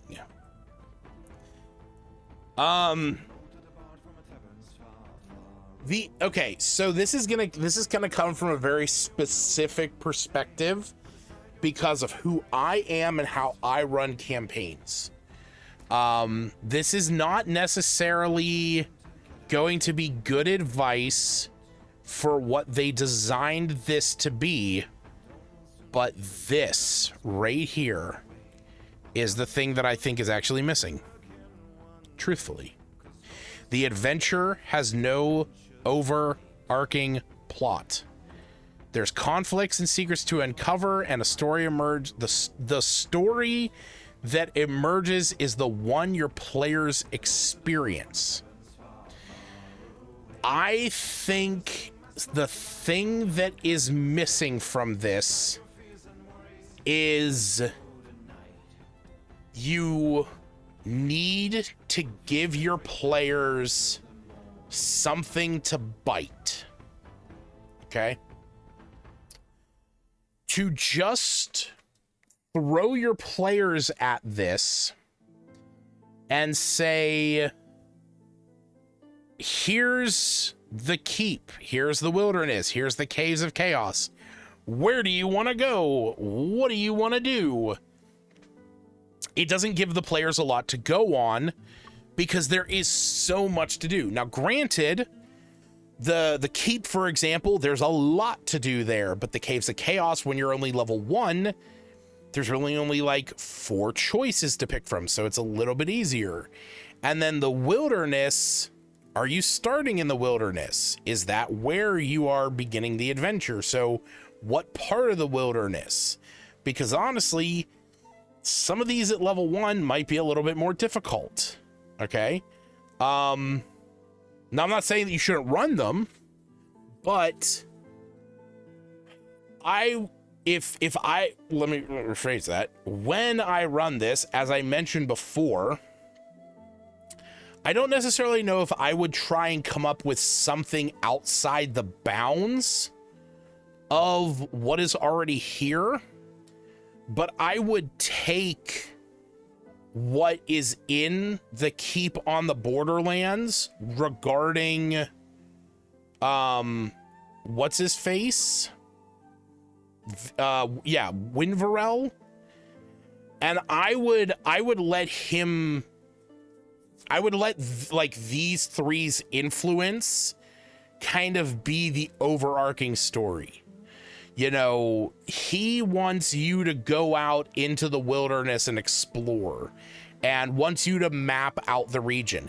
This gives you a reason to go into the wilderness. Okay? This is something where you now have a purpose to do that. Okay? Winverell wants you to go and deal with the cult that is in the caves. You're not strong enough to go and deal with the cult when you first arrive, so you have to work up to that. So, and then, you know, Alondra, she wants folks to help. You know, she wants you to help the people there in the keep. So I think these 3 really should be like the overarching story. Like, these 3 need to kind of be played in very early. They should be that initial spark, and how you would want to run it might just depend on like who you want them to really, you know, play on in the beginning. Could really just be determined based on how your party is. Like, if you know your players are really into combat and dungeoneering and stuff, okay, cool. You know, when you arrive, you're told that when you arrive to, you know, to the keep on the Borderlands, you're told to go and speak to Winverell, who's the Castellan, at the keep. He'll have some work for you. And so, because going to the caves is going to be dungeon crawling, it's going to be, you know, combat. If your players are really into the role play and, you know, kind of the more esoteric stuff, you know, they are into more of that loose kind of play, cool. go talk to Alondra. She wants you to help out some folks around the keep, and you know that's going to give you a lot of opportunity to play different characters, do the little side questy things. But if your players are really about like exploration, wanting to kind of have a little bit of more freedom in what they're doing, cool, go talk to Dwayne. You know, he's wanting you guys to map out the wilderness, and so maybe you give them a blank map with just a couple small things. But you know, as they go out, you maybe you start to dot things on the map, stuff that they've started to explore. I think that's like, maybe I just didn't read it somewhere in here, or maybe it isn't in here, but like, I think these three characters are kind of like what's missing as like a poor way of saying it. I think these should have been a little bit higher in priority, just because these three really have a big, like, these three should have a really big role to play. To kind of think about it in the respect of older D&D material, a lot of D&D content in the past, such as the Guildmaster's Guide to Ravnica, one of the big aspects of this, oh my god, these fucking ads. One of the big aspects to this is having, where is it? Maybe it wasn't the Guildmasters. Oh wait, maybe I could be wrong. Maybe it was it Eberron? Was it Rising from the Last War? I can't remember now. Oh no, here it is. Yeah, it was Eberron. Group patrons. Okay, so a patron is going to be somebody that gives you, you know, an amount of resource, you know, some benefit, but kind of pushes you in a direction. Okay, so with these three, I would look at these three as kind of like patrons. You know, they're the ones that are going to be keeping the players, you know, motivated and moving to do stuff, because each of the three sections is, yo, what's up? Yo, how's it going? I want to call your name Sheen, but I don't know how to pronounce it. Scene bad? Scene bad? I don't know. Yo, what's going on? Hello and good evening. Yeah, I really like this, but like I said, I think the one thing that I would do to make it a little bit more helpful is, if you plan on running this, take the time to Sinbad. Okay, so like the movie, I would say take the time to kind of figure out what kind of adventure your players are really drawn to. Are they more into dungeon crawling? Are they more into social role play? Are they more into exploration? And then whichever one they sort of lean a little bit more into, make that particular patron the one that you lean into. Okay, if your players are really big into social role play, have it be that when they arrive in town and they get through the gates, have one of the gate guards, you know, mention, you know, yeah, you know, a lot of folks around here need a lot of help. You know, you should go and speak with the advisor over in the fortress, Elandra. She might be able to help you find some work around here and help you help some folks out.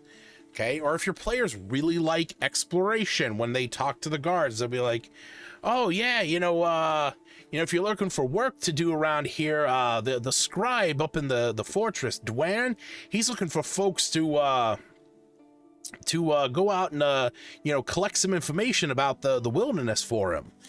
And Same with Winvarel. If the players are really more into dungeon crawling and combat, when the players arrive, you know, the guards can say, oh yeah, if you're looking to make a name for yourself and really prove your middle, you'll want to go talk to Winvarel up at the fortress. You know, he's looking for folks to go up to the caves of chaos and deal with some things up there. But make your players work for it, okay? Set those initial seeds, and then when the players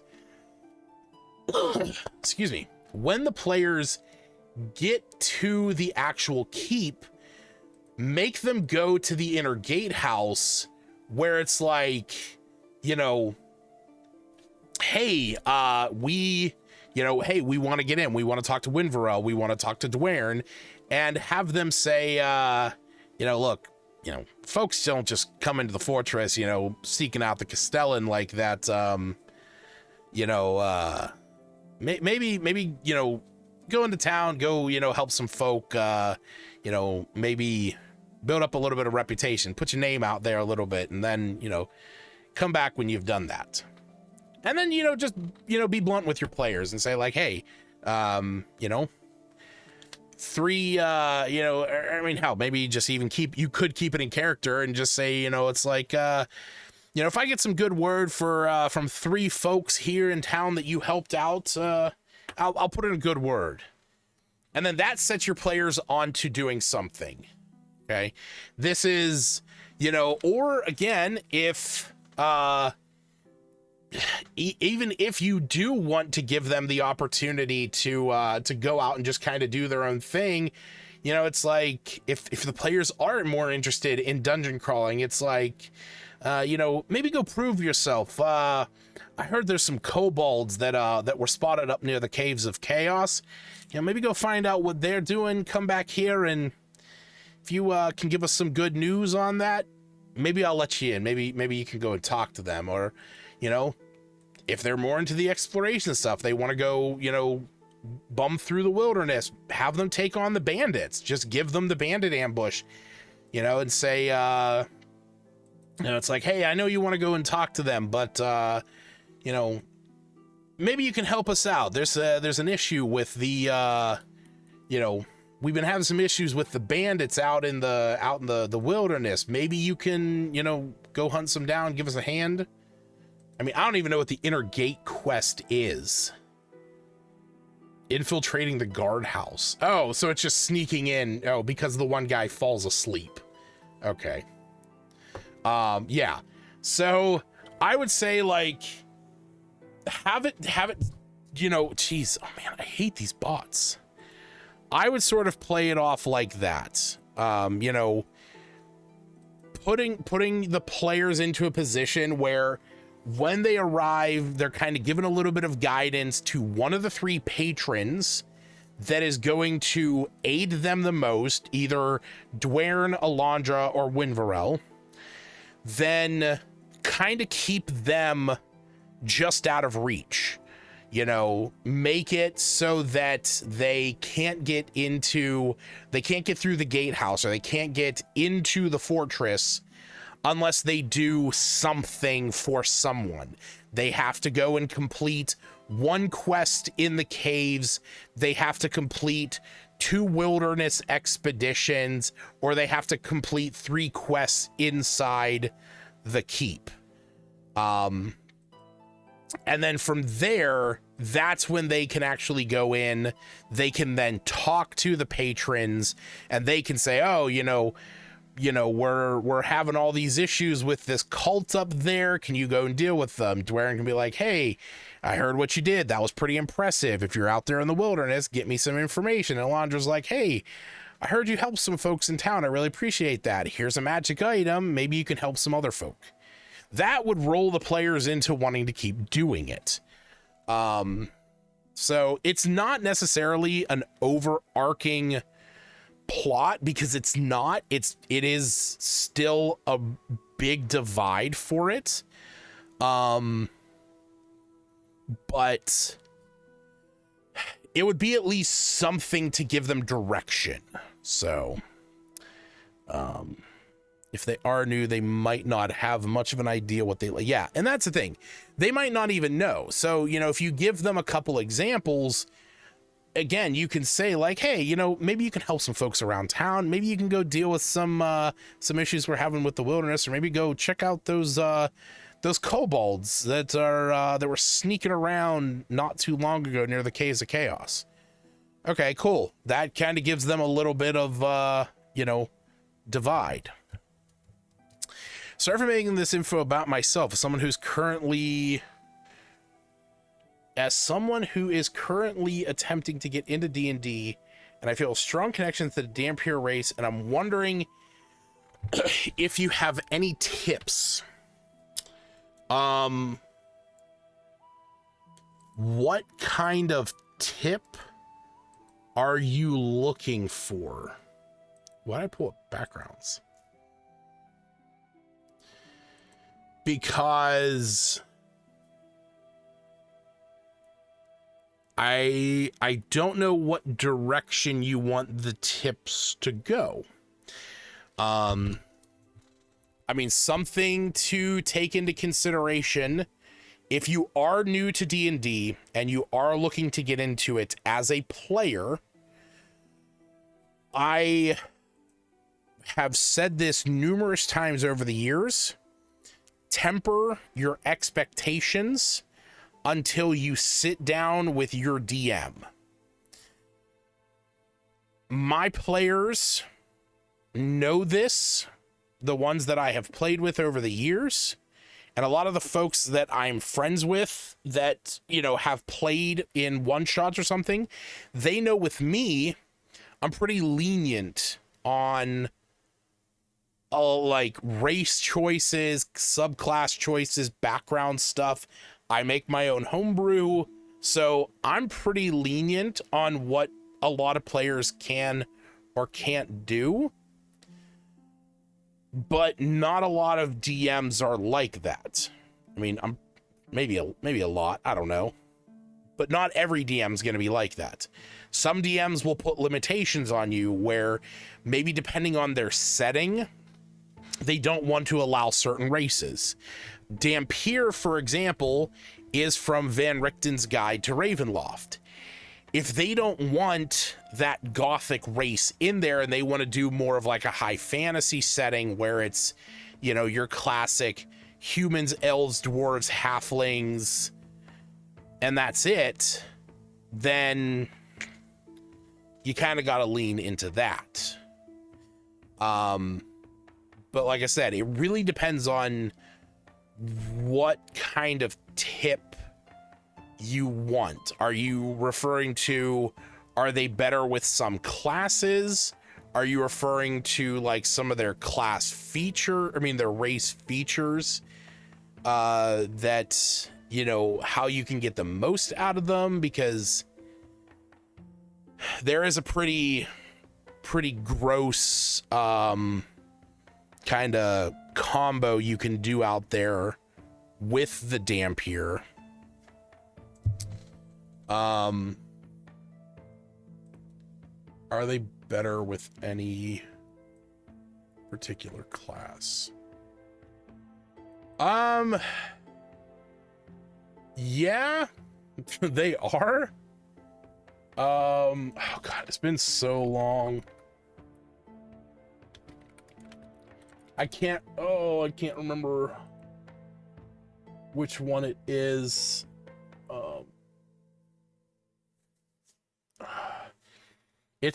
I want to say it's a barbarian. God, I want to say it's a barbarian. Because of the Constitution build.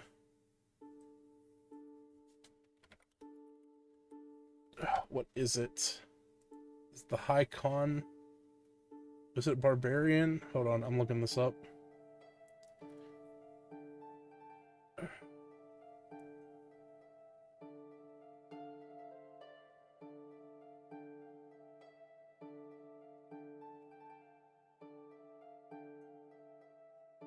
Yeah, so the reason why I asked is because I'm currently wanting to play a paladin. Okay. So, I mean, so here's the thing.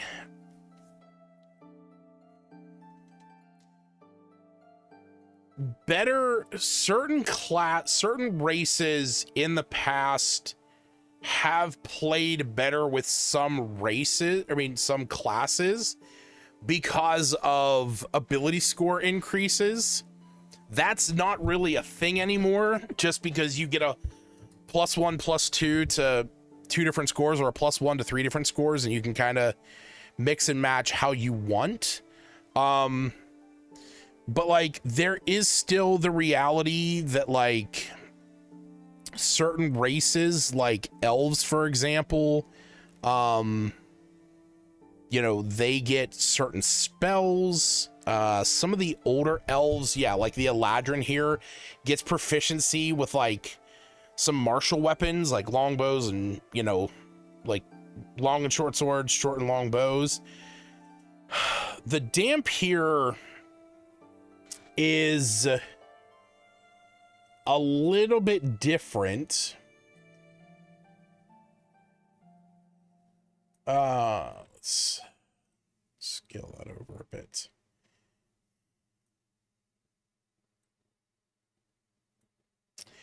Yeah, so the Dhampir is a little bit different because you're kind of just like a generic humanoid. You can really be, whatever you want, but like this legacy is kind of placed on top of that. So like, you don't get to keep anything from your, like, whatever your race is.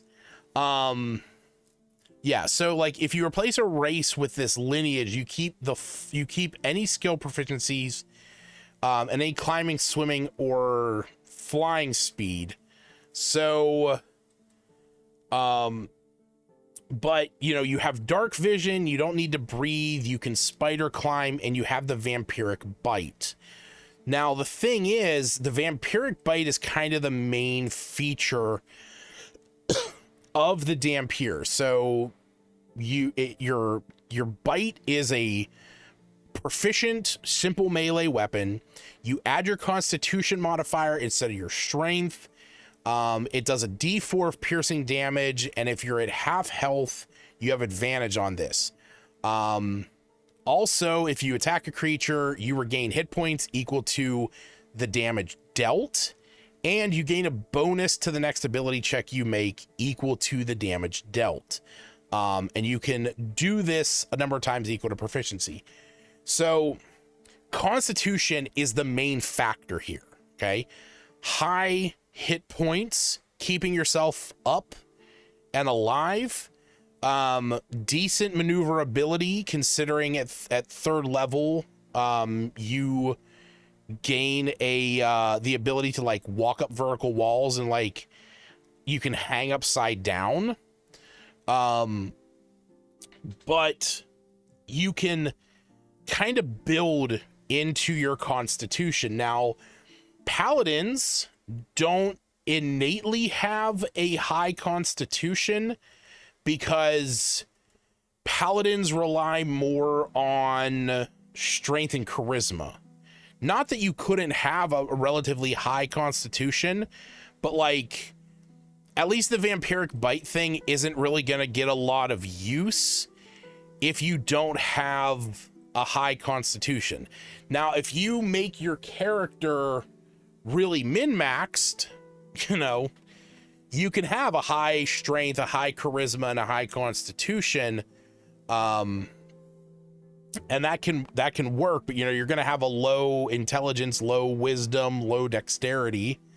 So you're not going to be the smartest guy, you're not going to be the quickest guy, but you're going to be strong and sturdy, and you're going to be, a good talker. Now, regarding what kind of paladin can play well into being a Dhampir, depends on how you want to do, how you want to do it. The Oath of the Ancients, this is going to be more elvish stuff. So this is like, beauty and love and, honor and stuff like that. Kindle the light, shelter life, delight in art. I mean, not that this would necessarily be, you know, like a bad design, but like you get some cool stuff. Like Misty Step really plays into, you know, vampires moving quickly, being very stealthy, calling down the power of the moon. I mean, you know, kind of against the whole like sun thing, but like being able to call down moonbeams, you know, ensnaring strike, you know, those grasping attacks that vampires do. There's, you know, there's gonna be some underlying stuff with the whole nature thing, which might not fit thematically, but you could, you know, you could really make it work. Conquest is gonna be another good one, you know, douse the flames of hope, roll with an iron fist. I mean, vampires are, you know, all about gaining power and, you know, expanding their influence, so conquering definitely could play a big role in it. Also, this is where, you know, you get to frighten creatures and get a little bit of a bonus against them. I would also say vengeance would probably be cool to play in, just because, you know, sometimes you may, I mean, depending on if you're a reluctant Dhampir, you might be going off and hunting vampires and stuff. It just depends on how you want to play the character. Like, I mean, this, like I said, all the stuff that you get with a Dhampir, just base out of the set, dark vision, the not needing to breathe and being able to walk along walls, that's going to be good in any class. Like, dark vision is pretty universal. The inability or the not needing to breathe, that's great in certain situations, but doesn't come up too often.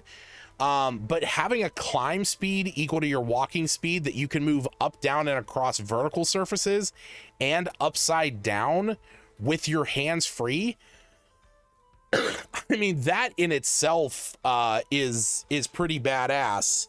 But if you're playing a paladin, a lot of your stuff is you getting up close and personal with your enemies, so, you know, if you are planning on using weapons, then again, you're going to need high strength. If you want to have, you know, powerful smites, you need to have high charisma. So the vampiric bite is not necessarily going to be your first go-to. Now, a barbarian, on the other hand, this is strength and con.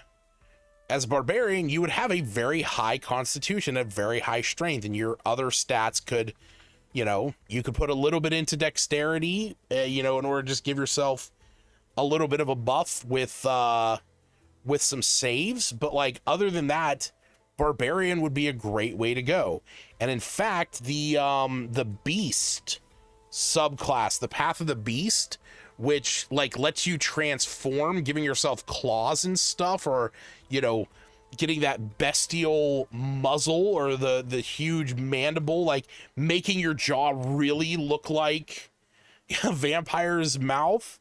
That also could play really well into a design.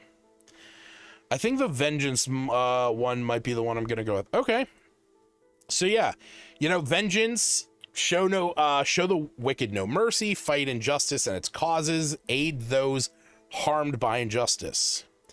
Yeah, so with this one, so one of the cool things about if you play a Dhampir vengeance paladin, you are kind of like going against other vampires, because you could play this up as being a vampire hunter, but not because you are necessarily hunting vampires, but because you are a vampire hunting other things. So with this, you are going after the wicked, the evil. You are snuffing it out wherever it decides to show up. So getting Hunter's Mark to be able to, you know, focus your attacks on a creature, getting some extra damage against them. Again, Misty Step, that whole movement that's very quick and very vampire-like. Hold Person, again, similar to Hunter's Mark, giving you the ability to really focus in on one creature. Haste, speeding yourself up, giving yourself some extra armor. there's a lot of stuff here that is going to help you really focus on your combat skills when hunting creatures. You know, Relentless Avenger. When you hit a creature with an opportunity attack, their speed's reduced to 0. Then you can move. So, like, just going after somebody, cutting them, you know, cutting them while they're moving and then stopping them in their tracks. Your Vow of Enmity, when you attack, you can channel divinity, you gain attack rolls against, you know, a certain creature, and so this is, the Vengeance one is really about like picking a target on the battlefield and just making their life hell. Like, you're doing everything to them to make your attacks that much more dangerous, that much more effective. So you could make this character, again, I don't know what your design for your character is, but if you want this to be somebody that was turned into a Dhampir against their wishes, and you're like going out to hunt the vampire or, you know, the creature that, you know, caused you to have this, that could be your whole like character arc right there. You know, like within the Dhampir origins, you're the reincarnation of an ancestor who is a vampiric tyrant. Okay. Your pact with a predatory deity caused you to share their hunger. This one is the one that I've always liked. You survived being attacked by a vampire, but were changed. So like, your family was attacked, you know, maybe you were trapped, maybe, you know, maybe it wasn't your family, maybe it was your adventuring party. You guys were attacked, the vampire came through, killed everyone, but you survived somehow, but you were changed. You know, something within you has just erupted. Going for half vampire, half human that hunts down. Yeah, okay, so badass. You're Simon Belmont. No, what's his name? Is it Alucard? Yeah. Yeah, you're Alucard. There you go. You're Alucard from Castlevania. You're a half vampire, half human that's going out to hunt down evil vampires and the undead. You are Alucard. It's great. I love it. You know what? It totally works. You can wield a sword and play into that. You can, you can pick up some magics along the way with your paladinic order. Again, all this stuff is going to be, Vengeance Paladins are good at locking down one creature and making their life hell for the entire fight. Pick the biggest, gnarliest thing that's on the battlefield, cast Hunter's Mark so that you can get, you know, that extra damage against them, that you can keep track of them, pop your Vow of Enmity so that you get advantage on the attacks. Then you can do your Divine Smites to dish out even more radiant damage, and as you get higher up in levels, you're going to be able to stop them from running away. You're going to be able to use your reaction to attack them, and then finally, at long last, level 20, the Avenging Angel, you can sprout some wings, and your aura of protection that you get, creatures within that have to make a saving throw or be frightened, and those attacks have advantage. Again, you're going to be all about making creatures' lives hell that are fighting you. So no, I think it's a cool character. I made a very similar character. He wasn't a Dhampir, and Vengeance, I didn't go Vengeance, I went Conquest. But I made a character based on Simon Belmont, who was he was an Aasimar. So I had the ability to frighten creatures innately. And all of his stuff was about his Aura of Conquest, his big AoE that frighten creatures and makes them freeze. I was going to use a halberd that is imaginarily a Reaper style scythe. That's badass. That's cool as shit, man. I dig that. I dig that. I mean, paladins, I think they get all, yeah, they get all martial weapons, so clean on that. What's the effect on a halberd? What's the effect? Cleave. Okay. Oh yeah. So being able to hit multiple creatures. Yeah, dude, totally. Flavor that shit, man. Flavor is free. You can make shit look like whatever you want, as long as you give it one of the, you know, one of the in-book stat blocks. Style is fucking free, bro. All right.